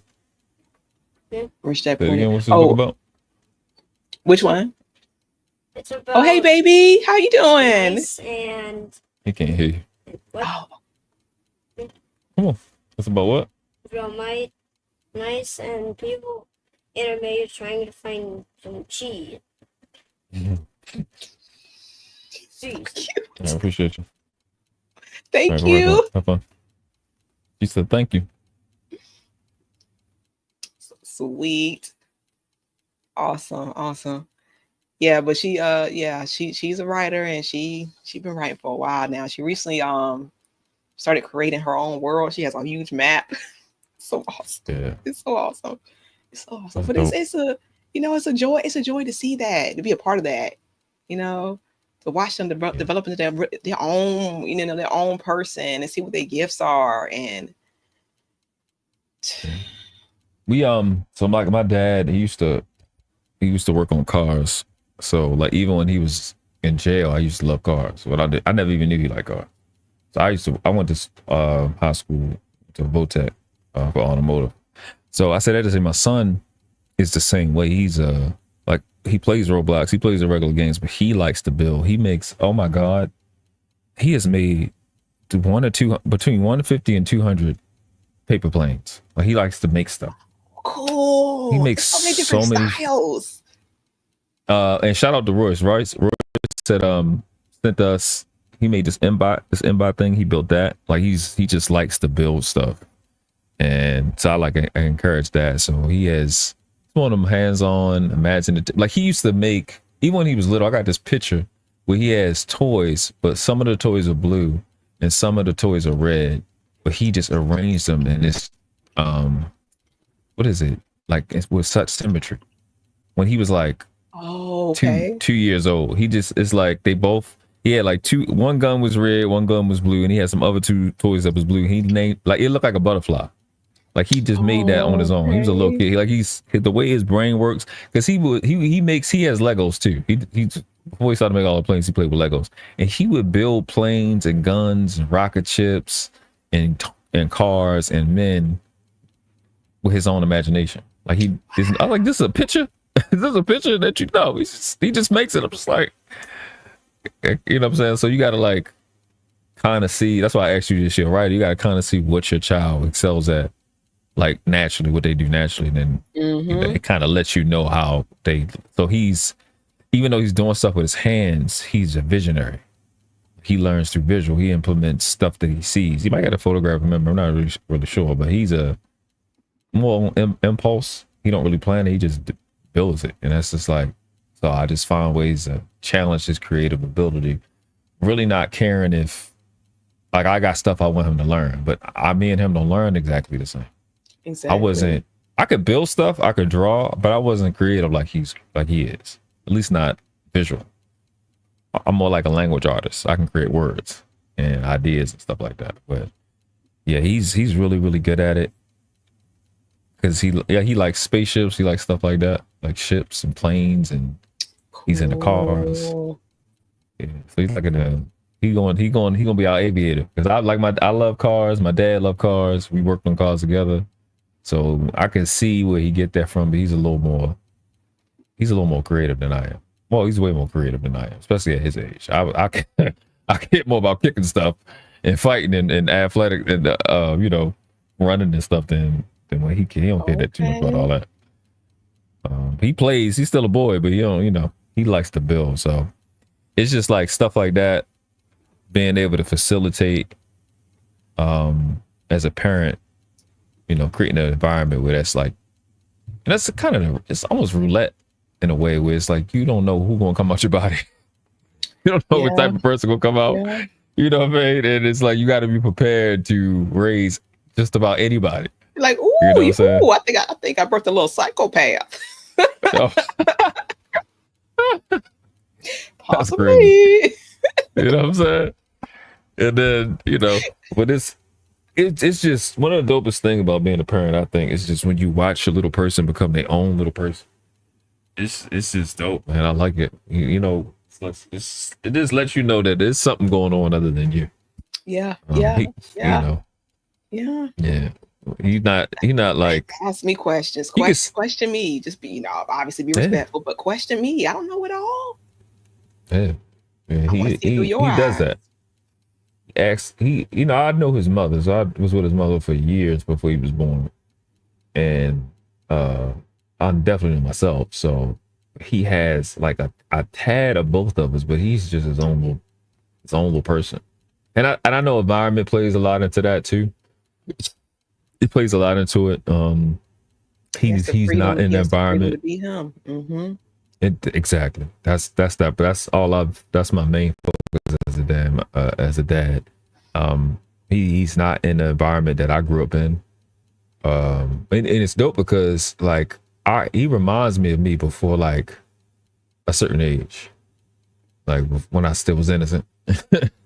And I was like, maybe I could have been like him. I don't know, but that's just the main deal of when you put them in an environment that's nourishing, what they turn out to be. You know, it's awesome. And maybe children be so. It's just one thing like when you loving and you're affectionate with your child, but then they just come out of nowhere and just give you a hug. Like he does that a lot. Like hey dad, what's going on? He come and give me a hug. You hear parents be complaining about you ain't coming check on me. You know what I'm saying? But every time I go downstairs, walk by, that's just the culture we have. You know what I'm saying? It's just he knows dad love him. I'll let him know and make sure. I was never those. I don't know if my dad ever told me he loved me. Oh, that's he did. He did. He told me a few times. Yeah, he told me a few times.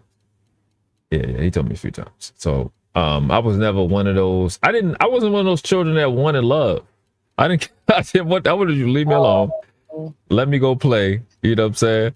Let me go get dirty. I wanted to play. You know what I'm saying?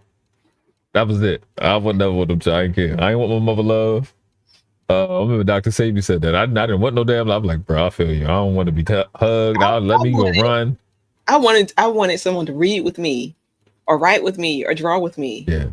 I just want to play. I want to get dirty. So ride my bike.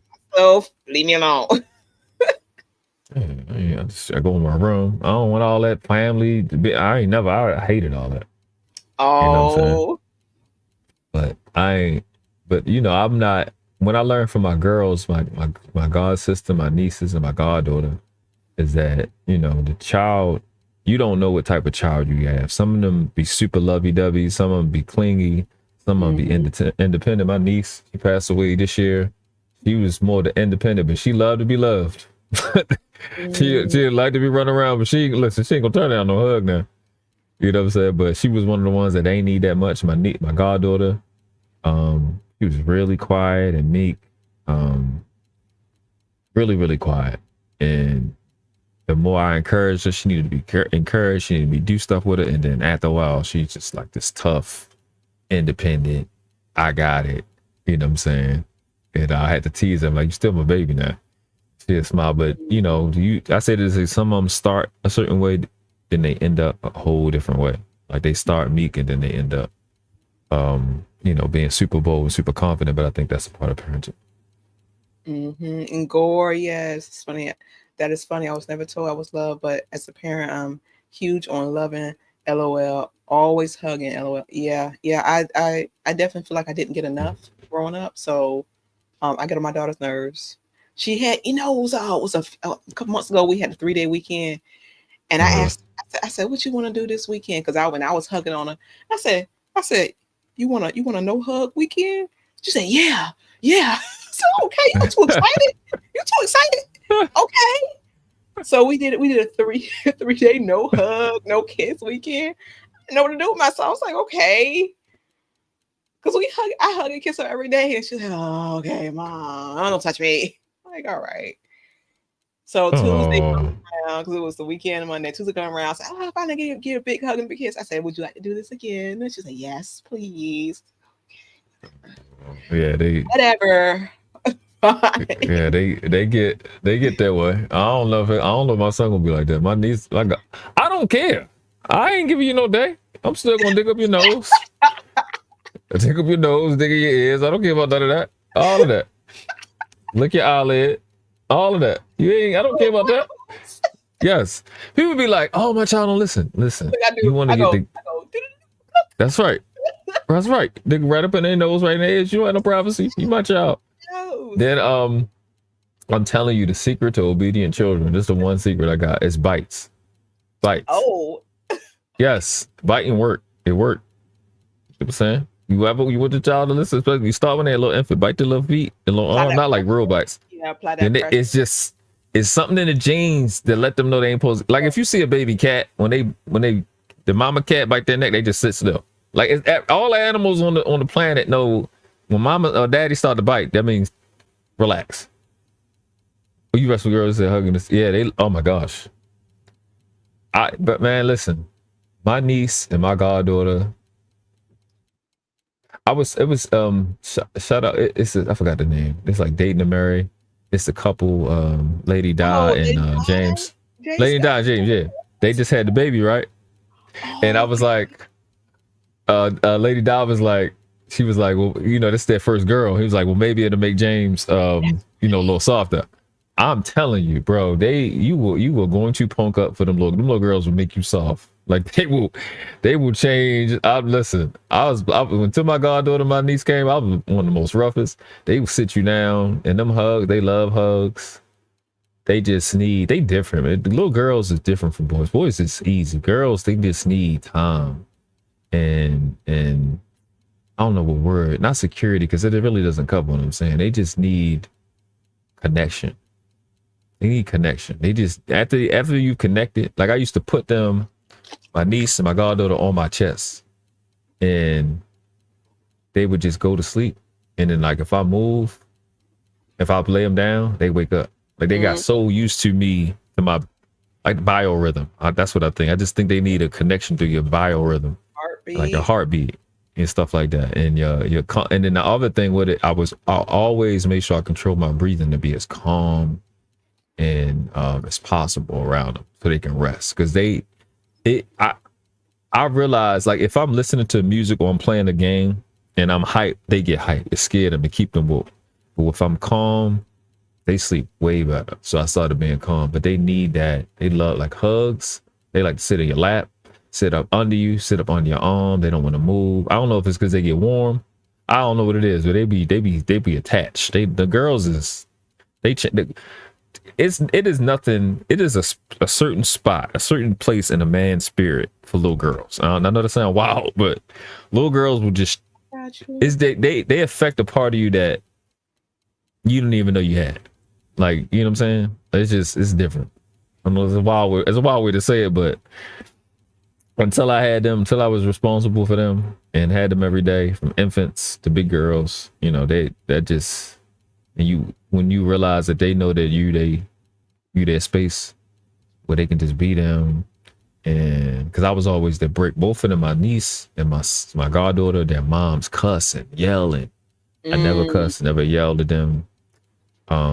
I've never, ever, out of all my babies, I've never had no problems out of none of them, because I always treat them like little humans that just happen to be short, full-fledged humans that happen to be short. So I talk to them like I would want to be talked to.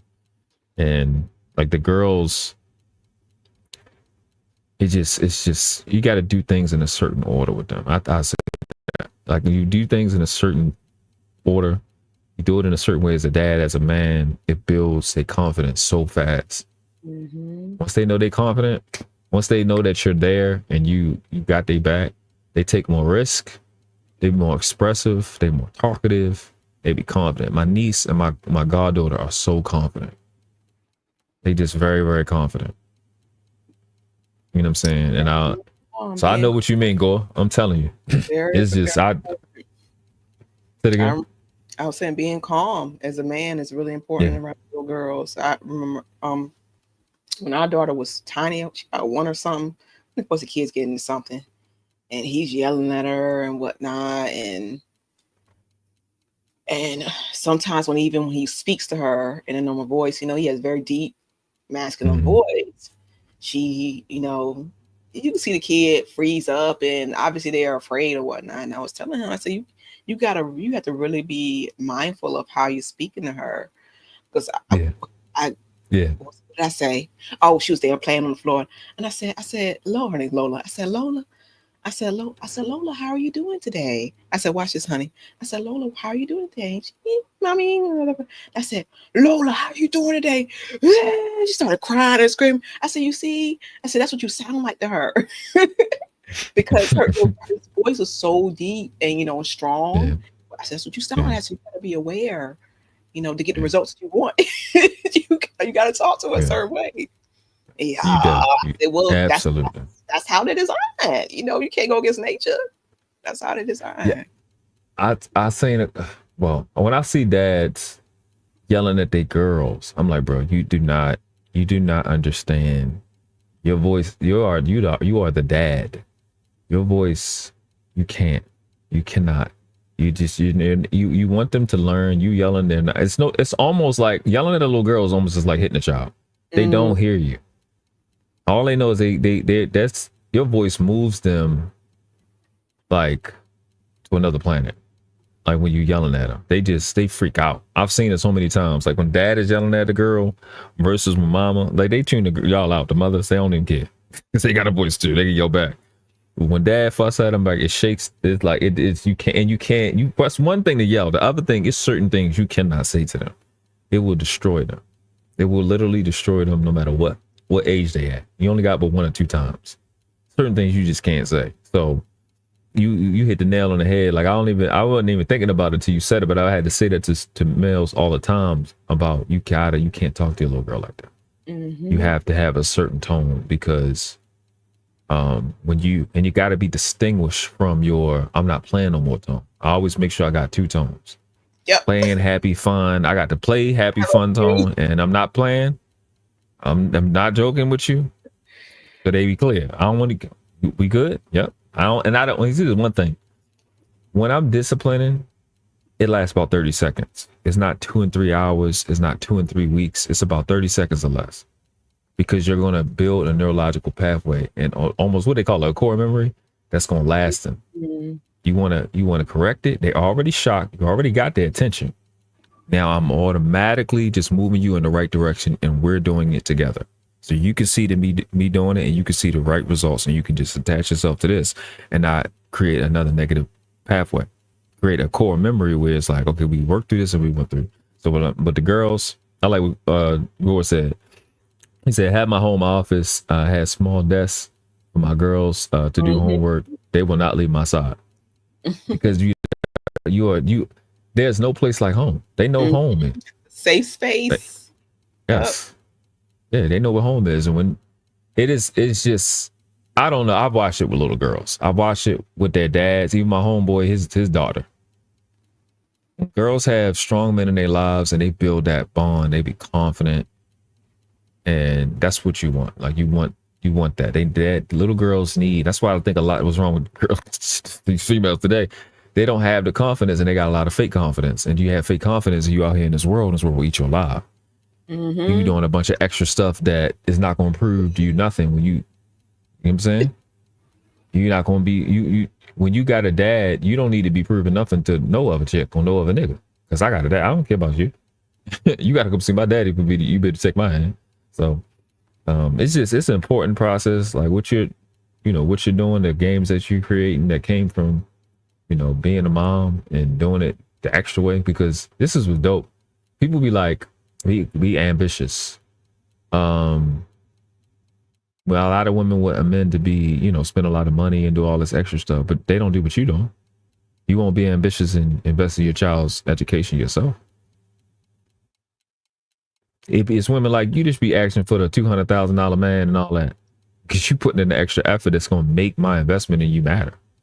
My return of investment on their education that I'm going to be spending is actual with you, because you're investing in their education. You know what I'm saying? No better gift you can give to your child than your time and your devotion and just really showing them that you care and having them watch you struggle to grasp a concept or overcome an obstacle and watch you do it with class and with grace. There's no better gift. Yeah. give your I child. I couldn't make this up if I wanted to. Like I said, Gore in the chat, right? He sent this he cashed app this on the show for us to get this thing called the MBot. So while we building an MBot, right? It's a mechanical thing you put. Like I watched him build that thing. He, me and him built it together. So I had put one end on the other end wrong. Like I put a part on wrong. He was like, "Dad, I think you put this on wrong." And I was like, "Oh boy, you right. Oh shoot, let's fix it." And he was, I explained him. I thought it looked like this, and we just moved on. He watched me admit that I was wrong, fix it, and we moved on. Never came up again. Your babies need to see that. They need to see. Think everything will be perfect. And your dad makes mistakes. Yeah. And if you wasn't there, and he caught it, he caught the mistake. He needed that for himself. Now he know he can help his dad. I didn't stage it. I literally genuinely made it a mistake. Didn't look at because I'm the person that got to read it, right? And he caught it. I didn't go, I know what I'm doing. None of that. I'm like, no, you know what, you're right. Daddy did mess up. Thank you. I messed up. All right, let's fix it. Thank he immediately went into listening. Wow.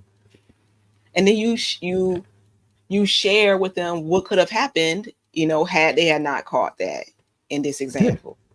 Yeah. This. Oh wow, you saved me from all that. Thank you, son. Exactly. The little stuff like that little moment. Yeah. Yeah, he was, oh man, the longer it went on, the more excited he got, the more happy he got. All his computer and game, he was playing with that thing nonstop because he was so proud of what he made. And we got an extra thank you, son, high five out of that. It's like little stuff like thank you, appreciate it. Can you do this for me, please? It's parents that don't say please to their child, but then expect the child to be polite. I don't understand how you think that makes sense. Yo. I want to get the groceries in the car, but I don't put the groceries in the car. What's going on? How that work? Yeah. Please, thank you. Appreciate it. So I tell my son all the time. I tell my son all the time. Do you know how long I worked my life for you to be here? I work hard for you to be here. I waited for you. I wanted you since I was 15 years old. Yes. Yeah. I wanted you complimenting your child just on the little things. Oh wow. My daughter, we're both a little OCD, but she's an amazing organizer. And it's impressive. And that's I said, wow, that's what's up. Wow. I said, at 14. Yes. I said, I can't wait to see your house. I said, your house is going to be immaculate. I'm saying, I can't wait. At 14, that's a dope skill, especially coming from mom. They say organize. 14, that's rare. Girl or boy, that's rare. I said, that's one thing I ain't played with kids. Clean up. We were singing that song, clean up. Clean up everything in its place. I'm not trying to break my neck. Clean up. Yes. Facts. Yes. Mm-hmm. Yeah, that Gore, that man, that for girls, oh my gosh, they love that reward system, bro. They love the acknowledgement like that. That helps them, bro. It helps boys too. I mean, children too, but they please and thank you and raising polite children. And like, this is a dope part about raising polite children. How much other people, like when you're out in public, how much they're gonna get complimented on how polite they are, because it's rare now. Now it's rare. Now it was like rare for them to say please, thank you, and be outspoken with manners. Yeah, that helps their confidence to let them know they start to see that place. What would you say? It sticks out like a sore thumb nowadays. Yeah. So you can't expect them to be polite and to be appreciative if you don't show them how. You got to show them how to be appreciative. That's why, again, the thing that pushed me over the edge in this direction was learning neuroscience, learning how the brain works, learning that every 30, 60 to 90 days, I'm building neurological pathways, and then learning also from their brain is going to grow the fastest between conception to 8 years old. Some people say between 7 and 9. That's when their brain is compounding the fastest. So this is where I got to get, put your life's habits in. It's really where you build your identity right now. Yep. So I have to do it. You have to see me do it. I have to be impactful. I got to make it matter. I got to take the time out to make sure I'm raising a human being, that knows that they're loved, that knows that it's okay to love, knows that it's okay to take risks and make mistakes, you know, for you to be human. And it's like little stuff like, again, like I talk about parenting a lot because the people that need the parenting the most is the parents. They didn't The have parents it. needed it. They didn't. Their inner child. Yeah, and they needs it. didn't have it. Yeah. In fact, that's a fact. That's a fact. And that's a part of the healing that happens is when you see the change that you wanted. I couldn't make my mom or my dad be better parents. But to know that I changed in a way where I didn't infect my child. Look, who knows what mistakes I'm making? We know he's still 8, but you know what I'm saying? We'll find out. But I can remember when I was 8 and I wasn't like him. You know what I mean? I definitely wasn't like him. So this is, and I've seen children since then, and and it's not that the children are the fault. They get robbed out of that. A lot of these children get their innocence took by their family. Not even just from circumstance. Your son's still young, but wait till he starts, 12, 13, 14. Yeah. When you see that he sees the difference, like with my dog, especially within the family, I said, this is why you see this, right? This is why I do what I do. This is why I do what I do. So you don't have to deal with this or that or that or that or that. Because it's not healthy. Yeah. Seeing that is important. I'll work on it now with showing him, like when he was an infant, trying to get him to understand the little beginnings of understanding how his brain worked. Because he's like, I can't remember that. I don't remember that. I'm like, well, at this time, your brain was at a certain level. Now your brain is grow brain on top of that brain. You can't remember. But he's interested in how he was. He don't remember. So how he is now, like he knows he's vegan. He knows a lot of his friends are not vegan. Now you're starting to see where it came from. You can see me crawling. I can show him videos of me crawling with him on the carpet. You can see videos of him eating vegan food when he was a baby. I can show him stuff like that. So he can kind of, this is the dope part about being alive right now, right? I mean, we had that back in the day, but it had to be recorded, put on a video recorder, put in a VCR. I was talking to him about a VCR today. Because I was like, he said, Dad, I'm a kid, we play games. I was like, well, we watch, because I asked him, you'll never watch the movie? He said, well, Dad, I'm a kid, we play games. I was like, well, I was a kid, I had games, I watched movies. And I was like, we had VCRs. And he's like, what? I kept my VCR. My baby had it since she was like 6 or 7. We had all those 25 cents VHS, the Disney movies. She loved them. Oh yeah, so he was born in 2016. So I think it was Blu-rays at that point. It was past DVDs. I think that's how far apart. And I don't think he ever watched a Blu-ray. He watched all AVI and MP4 movies on the computer. I don't think he ever watched a DVD ever in his life. That's crazy. Times are changing. But just you have to set up. It's so important. There's my point. It's so important for a child to see the things to see the characteristics and the type of person you want. You know they have to be, not just that you want them to be. They have to see appreciative behavior. And you and the other person you made a child with, spouse or baby daddy, baby father, baby mama, y'all two the only place they got their face from. Exactly. So that's the best way for them to see themselves being appreciative if they watch you be appreciative. You know what I'm saying? And that's what's dope about the organization that you showed the baby. At 14, that's impressive. For a mother to say she's so organized. You know what I'm saying? That's a good deal. I was listening to something. Dope. Some short other day, and the mom was saying that the daughter was 16 and she was cooking something for the family. It was like her first time cooking. And then afterwards, the daughter said she'd never do it again because it was hard work or whatnot. And I'm like, that's crazy that the 16-year-old doesn't know how to cook. Oh, that's crazy. That's crazy. Like, how are you? So are you? That's crazy. That was just crazy to me. You're 16. You don't know how to cook. Not to say you got to be a chef you want to be a chef, but you don't know basics of cooking. You just make like chicken and mashed potatoes, something simple like that. That's too much work. And she said it was too. She said it was too hard. I said, what? And the mom said the place was a mess. She said with mashed potatoes everywhere. I was like, she's 16. Oh man, come on. I said, how was the mom? I said, how was the mom not embarrassed to be sharing this? I wouldn't be telling anybody that. That's embarrassing because you failed as a mom. Why would you be telling everybody that?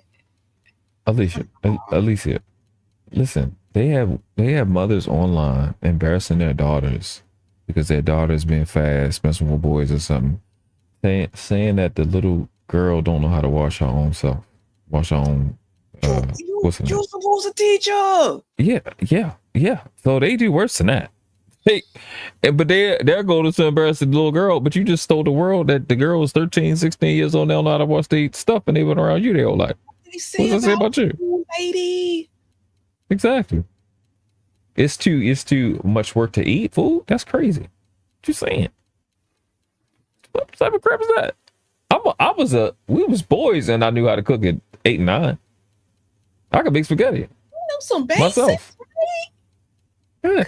I mean, we don't use microwave. I got a convection oven.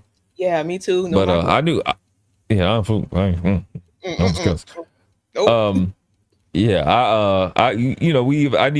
knew how to make canned goods and stuff in the microwave, at least that age. And all that different stuff. We know how to cook. But 16, had a girl. I don't know what's going on. Y'all too independent for me. At least some Bryce. I didn't at that age either because my mom didn't teach us. But as I become a young lady, I wanted to learn. So I had to find out myself. I had to teach myself. And when I started my family, and no way hell, I understood that me and most women, we are essentially the doctors of our family. We control our family's health because we are the ones in the kitchen or managing the groceries or whatnot and keeping everything clean. And I knew that didn't want that kind of family that was eating out all the time, eating that junk, seeing everybody around me, seeing the effects of it. Nah, I'm cooking in there every day, or if not, making bulk meals that can be frozen or broken down, whatever the case may be. It was something that I made, and my daughter was right there with me, and she loved to eat. I'm like, well, you go in there, make it yourself. I'm right here. I'm watching you. You got instructions. Do your thing. I'm like chocolate chip cookies. Make them from scratch. Make them from scratch. In addition to the laziness in parents, I think the children, and it's a parent issue too, are so adverse to judgment, failing. Now, they don't want to get judged. And that, generation, everybody memes you to oblivion and stuff like that. I find that to be a problem. You gotta fight through. Of course, says it's generally agreed that the first few years are particularly impactful. Early childhood experiences, especially those between birth and age 8, lay the foundation for future development. That's a fact. That's what I learned in neuroscience. I talked to my son every day when we found out she was pregnant. Every single day. You know what? I had to pull teeth to get my husband because I would read to our baby and talk to her all the time. I had to pull teeth, talk to the baby. Why? So she can know your voice. Yeah. Let's read together. And he would do it sometimes. It's so important. He's a cast iron skillet or one pot meal are easy to teach kids. Yeah, well, that just remind me. You threw me back. Teach that. My mother used to teach us the hamburger helper. Yep. That's what used to. Stroganoff was my favorite. Stroganoff. That's a fact. That beef stroganoff. That's what we made. She would throw some mozzarella in there, some Parmesan. Yep. She knew how to hook it up though. I ain't gonna say that. My mom graduated from culinary arts. She graduated with a culinary arts degree, so she know how to cook. So she would show us. So I got a little. I can. I'm probably not normal because my mother, was in the industry, in the food industry. So we learned how to cook pretty fast. Making macaroni with eggs and all this different stuff. I'm like, okay, I don't want to learn it, but what else are we gonna do? He said, for the reason I refuse to travel for work for no more than a week. I feel you. During the summer, my girls traveled with me for work. That's what's up, bro. That's fire right there. That's what I'm talking about. Yeah, I committed to not really using all the skills that I have because I just wanted to be there for my son. I just wanted to watch. It's too important for me. You know what I'm saying? To You know, see what type of person he was. it's just such Say a it again. short. It's such a short Yeah, time yeah, in this grand yeah, scheme of things. It's just a short time that you really need to put yeah, your own passions. For most of yeah, us, put your own passions and interests to the side and focus on this little person. Get them yeah, set up, let them blossom, and then they're they grow. Ideally, they grow to be healthy young people. Then they off in the world and manage your thing. And if not, they're gonna be yeah, clinging to you forever and leeching off of you forever because they didn't get what they needed when they were yeah. kids. So Yeah. That's it. it's a I win-win. mean, it's precisely the reason. You just want to see exactly who they are, give them what they need, and I know who he is as a person, and he's growing, developing and changing. But he has that solid foundation. He's at that stage of mind where he's gonna remember just about all the important things from here on out. His brain is in a place where he can, he's gonna, for the last I think like 6 years old, they can pretty much remember everything from there. I think I was 5 when I started remembering everything. I remember Mm. I remember my first thing. I remember when I was 5. I opened the door, and my cousins was there, and I remember everything since then. I barely vaguely remember things before then, but I remember when I was, I think maybe back when I was like 5 or 6. But what stood out the most when I was 10, um, my mother, my grandmother, uncles, aunt, cousins, and my mother, we always lived in a large house together. And at this point, my mother was moving out. She wanted to move closer to her job. So, and I remember being 10. I remember being in my front yard. Of course, we barefoot. And I remember thinking about why she was leaving, trying to, understand the concept. And from that moment on, it's like my thought pattern changed. I can't even mhm. say what it was that was happening. I guess it's my mind was just developing more, Brain, but the brain, that it's the brain.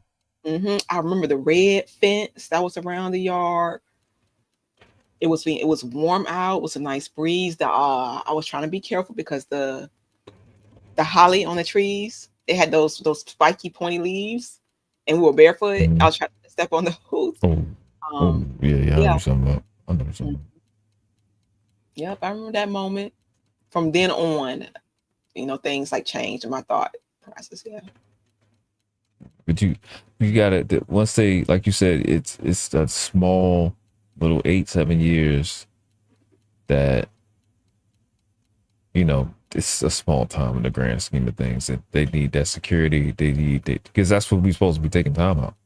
You're supposed to plan your life, have your child, be able to reduce your workload as much so you can be present in their life.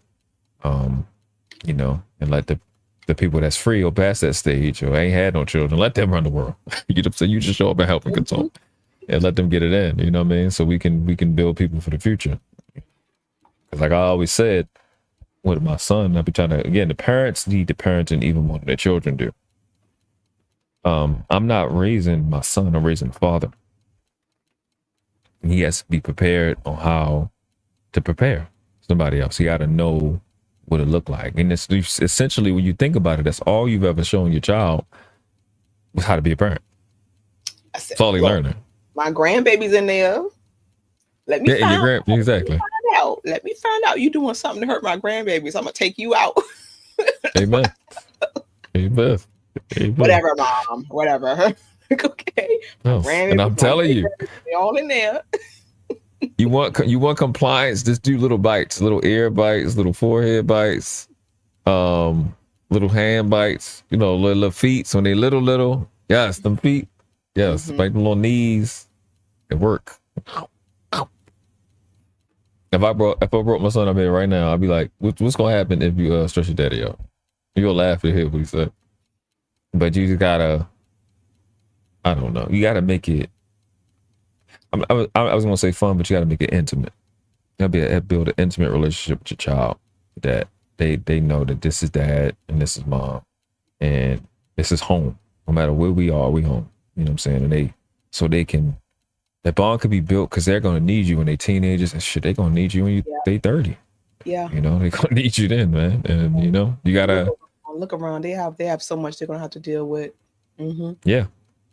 That's it. That right there. That's what motivates me. No, they have no doubt in their mind that they can 100% trust. They need that. They need that person or people, you know, and usually it's the parents, so or the siblings or whatnot. But they need that because the world is really. I'm 39, and every man that is responsible for me being alive is dead. I don't have no granddad to go to, a dad or granddad to go to. You know what I'm saying? And at 30, like think about my son being 30, I had a lot of questions. You know, man, I had a lot of questions, a lot of things, and that's when I had them. That's when I turned 30, and I had a lot of questions. And I been, you know, vegan has been important because I want to be able to be there to help him. You know, when I'm 60, he'll be 30. For him to know that, you know, he has somebody that can help him. You know, that's a whole lifetime. That's how I see this thing through. Any lesson? How do we see this thing through all the way to where he's a granddad? You know what I mean? I said, girl, be a granddad. You know, 41. That number's just switched. Ain't that something? Ain't that something? Okay, Mom. She is not impressed. Oh wow, 14 to 41. That's cool. Isn't that cool? I get excited about little things like that. She say, "Okay, it's not that special." So I can tell you one of the mother smothers. Yeah. That's a good thing. That's a good thing. What did it say? I think I'm one of those hover moms, especially when she was helicopter little. moms. Yeah, that's what it is. That's what it is. I'm like, yeah, I love it. Oh yeah. Yeah, I'll give her her space. I don't really helicopter moms. I really don't. I don't really think a lot of. Only criticism I give women is what I said earlier. Like, you have to stop giving them a billion chances because you are violating your own voice. But the lovey-dovey stuff, and I think that's fine. That's mother stuff. All mothers done it. And you can even see animals. They just super affectionate. Like, it's a mother thing. That's what mothers do. Overprotective mothers with love. And that's what mothers are on earth. And I don't think that's a bad thing. It just becomes, it look bad when, you know, they trying to keep the baby away from the dad. That's a problem. And there's no harmonizing between the two things. That becomes ridiculous. And, you know, because they need that. Like, I don't know how many times I've been in a house where I'm the only guy there, and it's all these women and it's all these children, and they talking to them children a billion times, and I say, hey, cut it out. Stop. And then everybody stop. You just need that dad to be there. They do. You know what I'm saying? And dad. It's a half and a half, right? You missing a whole half. Missing a whole experience. A whole experience, a whole different world, you know, point of view that's missing. You have so many children that the first time they're getting corrected by a man, they're 7 or 8 years old. And they don't know how to take it as. They don't even know how to respond to it. I've seen children cry, like just flat out cry, because it just hit them in a way they don't know how to explain it. They're scared. It's different. They don't know if you're gonna hit them, because every time they see somebody mad at them, like their mom or a woman, they hit them, and they think a man gonna hit them, and this man is way bigger than them. You know what I'm saying? But I've been in so many situations where, oh, he don't listen to you, because you don't listen to you. You don't even hear how you sound. Like, why? I've asked my goddaughter's mom, like, why? What do you just? I got it. I got her. Just tell me, I got her. And it's just babies just don't respond to women like they do to men. Even I've been it. I don't want to say I've watched. Women can see absolute strangers, men that are not even related to the babies that they never seen. That man tell that little boy, sit down one time, his ass is sitting down. They need that. What's the name? Because a man. Say it again. It's just an energy that men have, or should have anyway. That just commands, you know, respect. The main thing a man is there to help you, because all through history, Men have been, and men. This is the part I hate about this conversation about men and women being in childhood. Men are in our children's lives more now than we ever been in history. Men have never been in a child's life like they are now. It's nowhere close. You can't even begin to believe that that's possible when 150 years ago it was just horse and buggy. It wasn't planes, it wasn't trains, it was boats. But men weren't, and they had to travel across town, they had to travel across seas, and you would never see your dad, or they would go to war and be gone. Men are in their lives more now than ever. Money. That's all you saw is sending back the money. Exactly. So this stuff is frustrating. So the one thing the man is supposed to help a woman with the child is to teach the child how to respect their mom. I.e., no different from any other thing I said today, or we said today, you got to teach the child how to be appreciative. The babies are not getting to see, men don't respect women because these little boys never got to see a man treat a woman respectfully because for whatever reason you kept from. Yeah. He don't want to do what you want him to do. Now he can't see the baby. The dads teach. I don't know how many times. I swear in my life, but man, law strike me down now. I've seen more men say, "Hey, don't talk to your mother like that," more than I've seen women go, "Hey, don't talk to your father like that."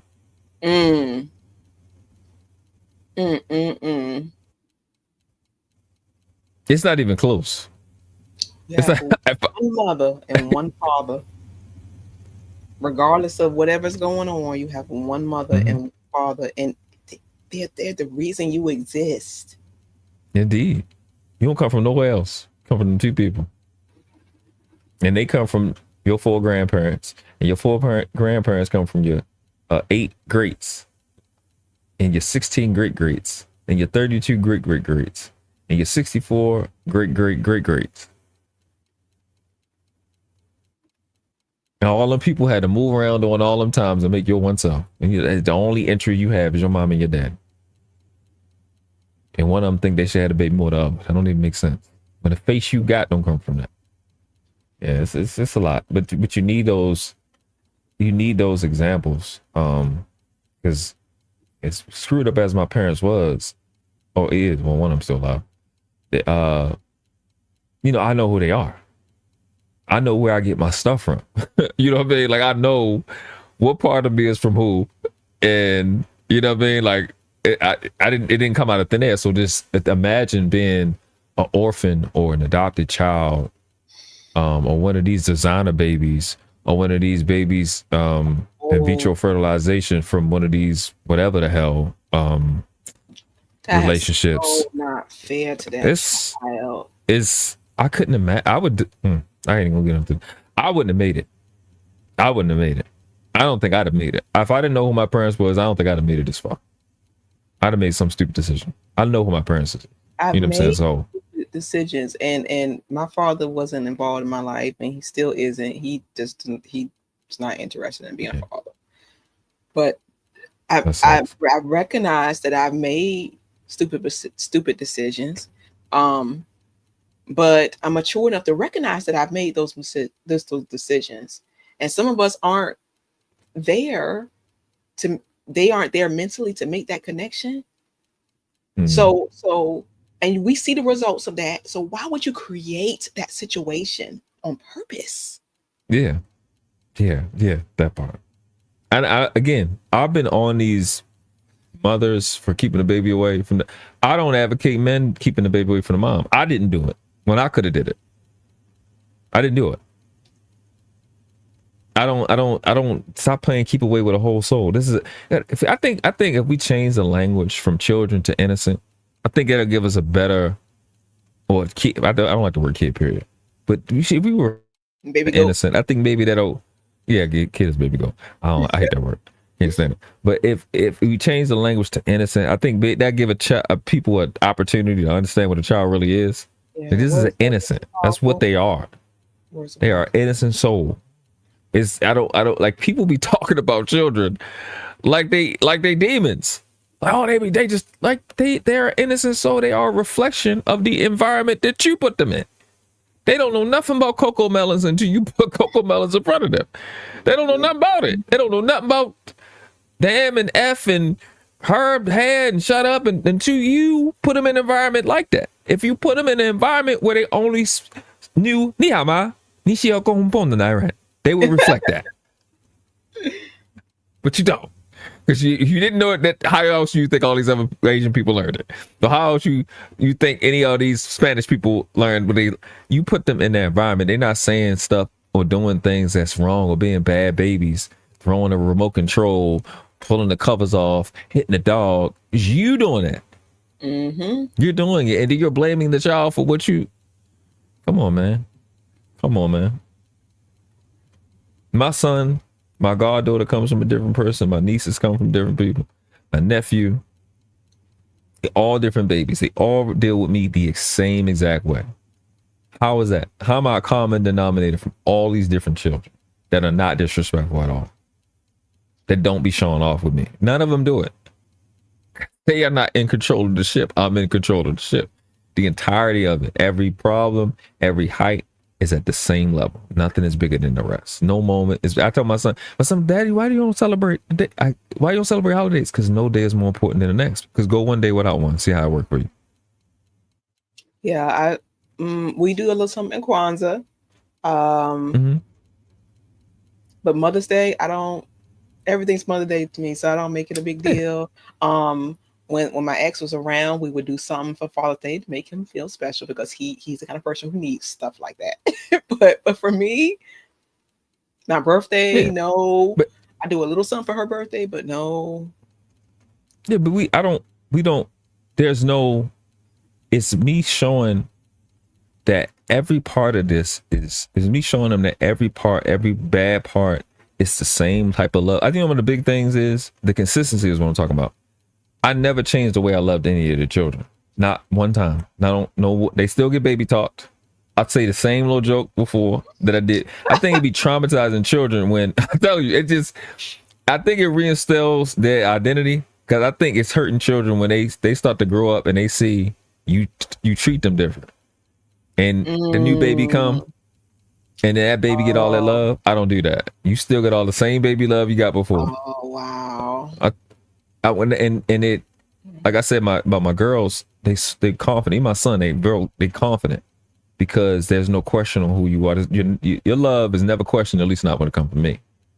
Even my niece, my niece passed. Her cousin, I told her, I said, you know, I'm your uncle too, right?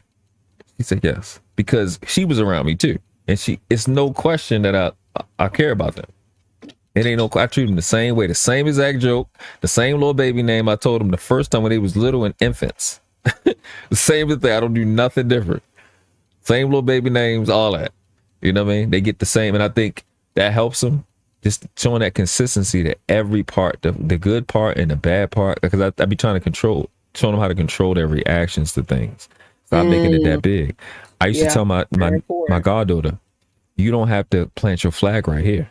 She used to have a temper issue, but it's because her mother was effing her up. Like she was really hurting her. But you don't have to, this don't got to be it. To everything. Exactly. And yeah. You don't have to speak control all the time. Not everything deserves your energy. You know? Speak constant. You don't want them. It's the extremes where you lose them.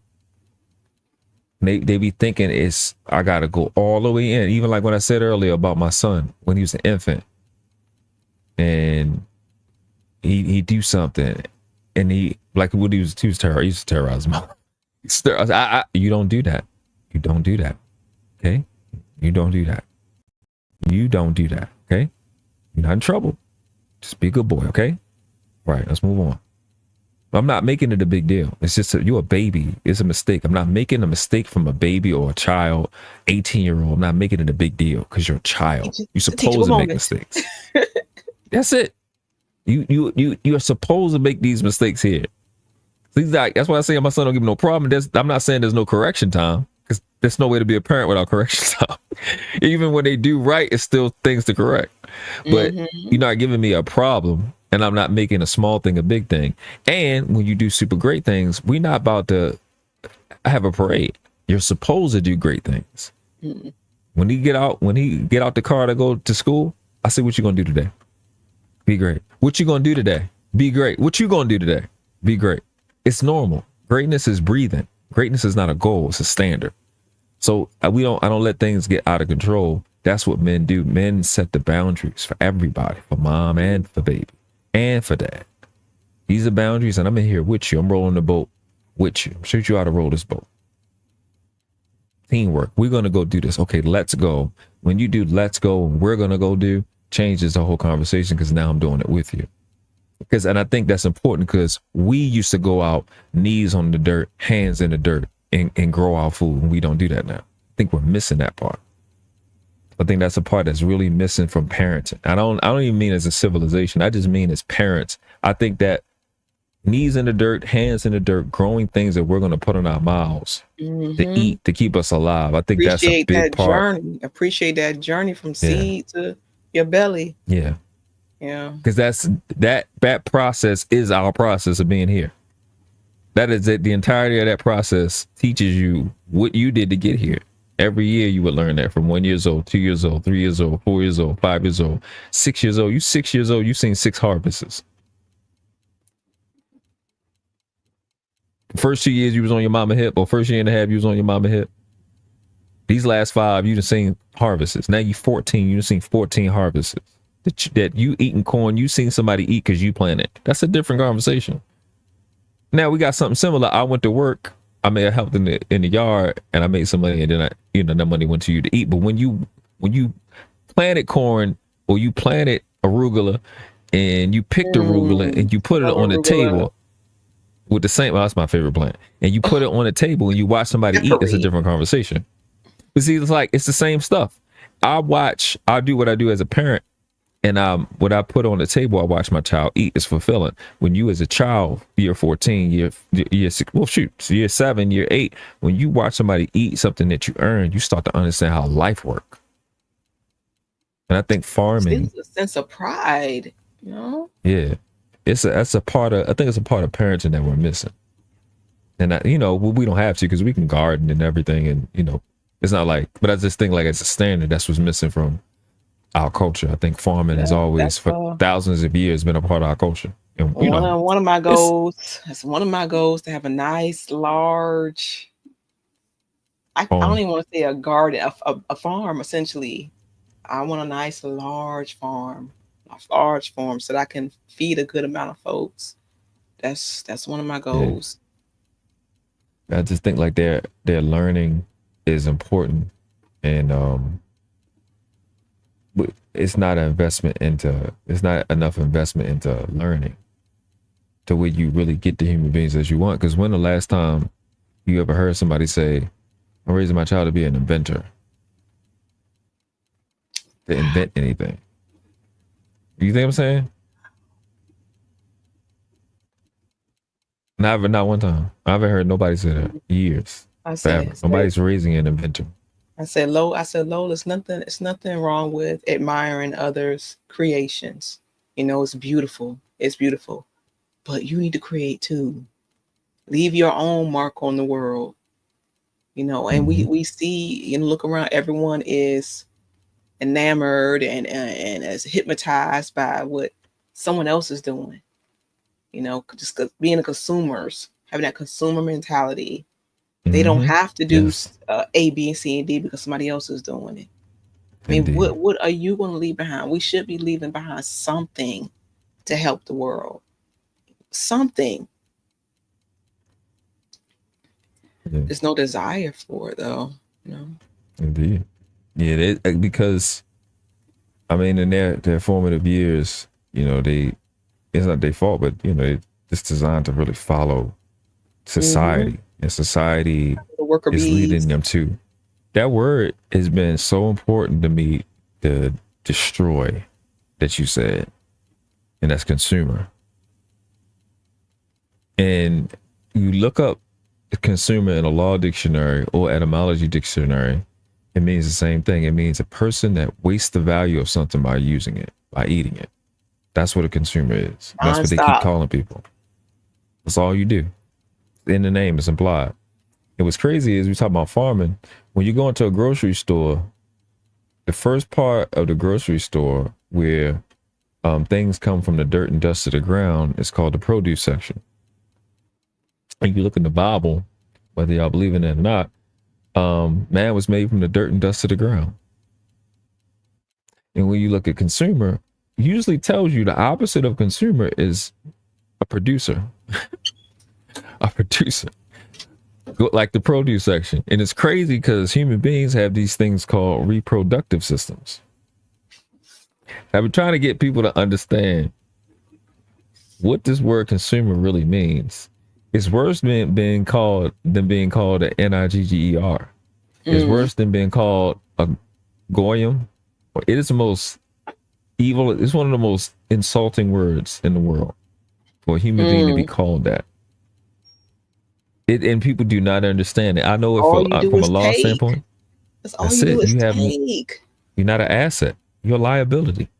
Infinitely. It's the biggest insult. It's just from a religious standpoint, legal standpoint, grammatical standpoint, it is the biggest insult you could be called, to be called a consumer. And people, they say it, like if you watch C-SPAN, the word, it'll come up so often. The American consumer, the American consumer. You don't even know what they're saying. You don't have any understand. You have no idea what they're saying to you. They're saying you are just a useless eater. That is a term, useless eater. And you got to get the babies out of that mindset and being producers. Because even for your own soul, fulfillment is only possible when you produce the gifts that you got. And I was on shout out to Freezy. I was on his live and I was kind of talking about that. If not his, and I think Mo Love. I said, this is what I be wanting children to understand, because they their generation gonna get it. I know they gonna get it. My generation is cooked. You need to understand that your gifts are not yours. They're not here for you. You only have them because you was on the way here. All your gifts belong. They meant for all others. your gifts belong to us. Everything that you come up, every song you can come up with, every invention. Got to talk to these babies about invention and create something new. Every invention you can come up with, every dance move, every idea that you have in your body, every gift you got belongs to us. And now, see, when they hear that in this world, that sucks, because you're supposed to be the one to consume. But on the flip side, the reason that's valuable, when you look at your life, this part, the second part of that, is beyond true. That means if all your gifts, if nobody gifts is theirs, then that means what? And if nobody's gifts is theirs and all of your gifts belongs to us, that means all our gifts belong to you. And that's what you benefited from your whole life. You never had to make a street light. You never had to make a Costco's or a Walmart. You never had to make a headlight. The universe for indoor plumbing. And amen. Amen. A shower head, an air conditioner. What? And that's abundance. Now when we understand that, their world can create a 30-figure a month economy. When they realize I have to produce and get all of this greatness, get true education. Education comes from educate. Educate comes from a Latin word, educar. Educar means to draw out. Education is not about putting information in you. It's about pulling out stuff that's already in you. Those gifts that God or Allah or Krishna or heaven or nature already put in you on the way here. That's what education is about. Not about putting something else in. You got enough in it. One strand of your DNA has over 400 terabytes of information. Just one strand. One strand. I deal with computers, and there ain't no way you can get no 400 terabytes nowhere without less than maybe $10,000.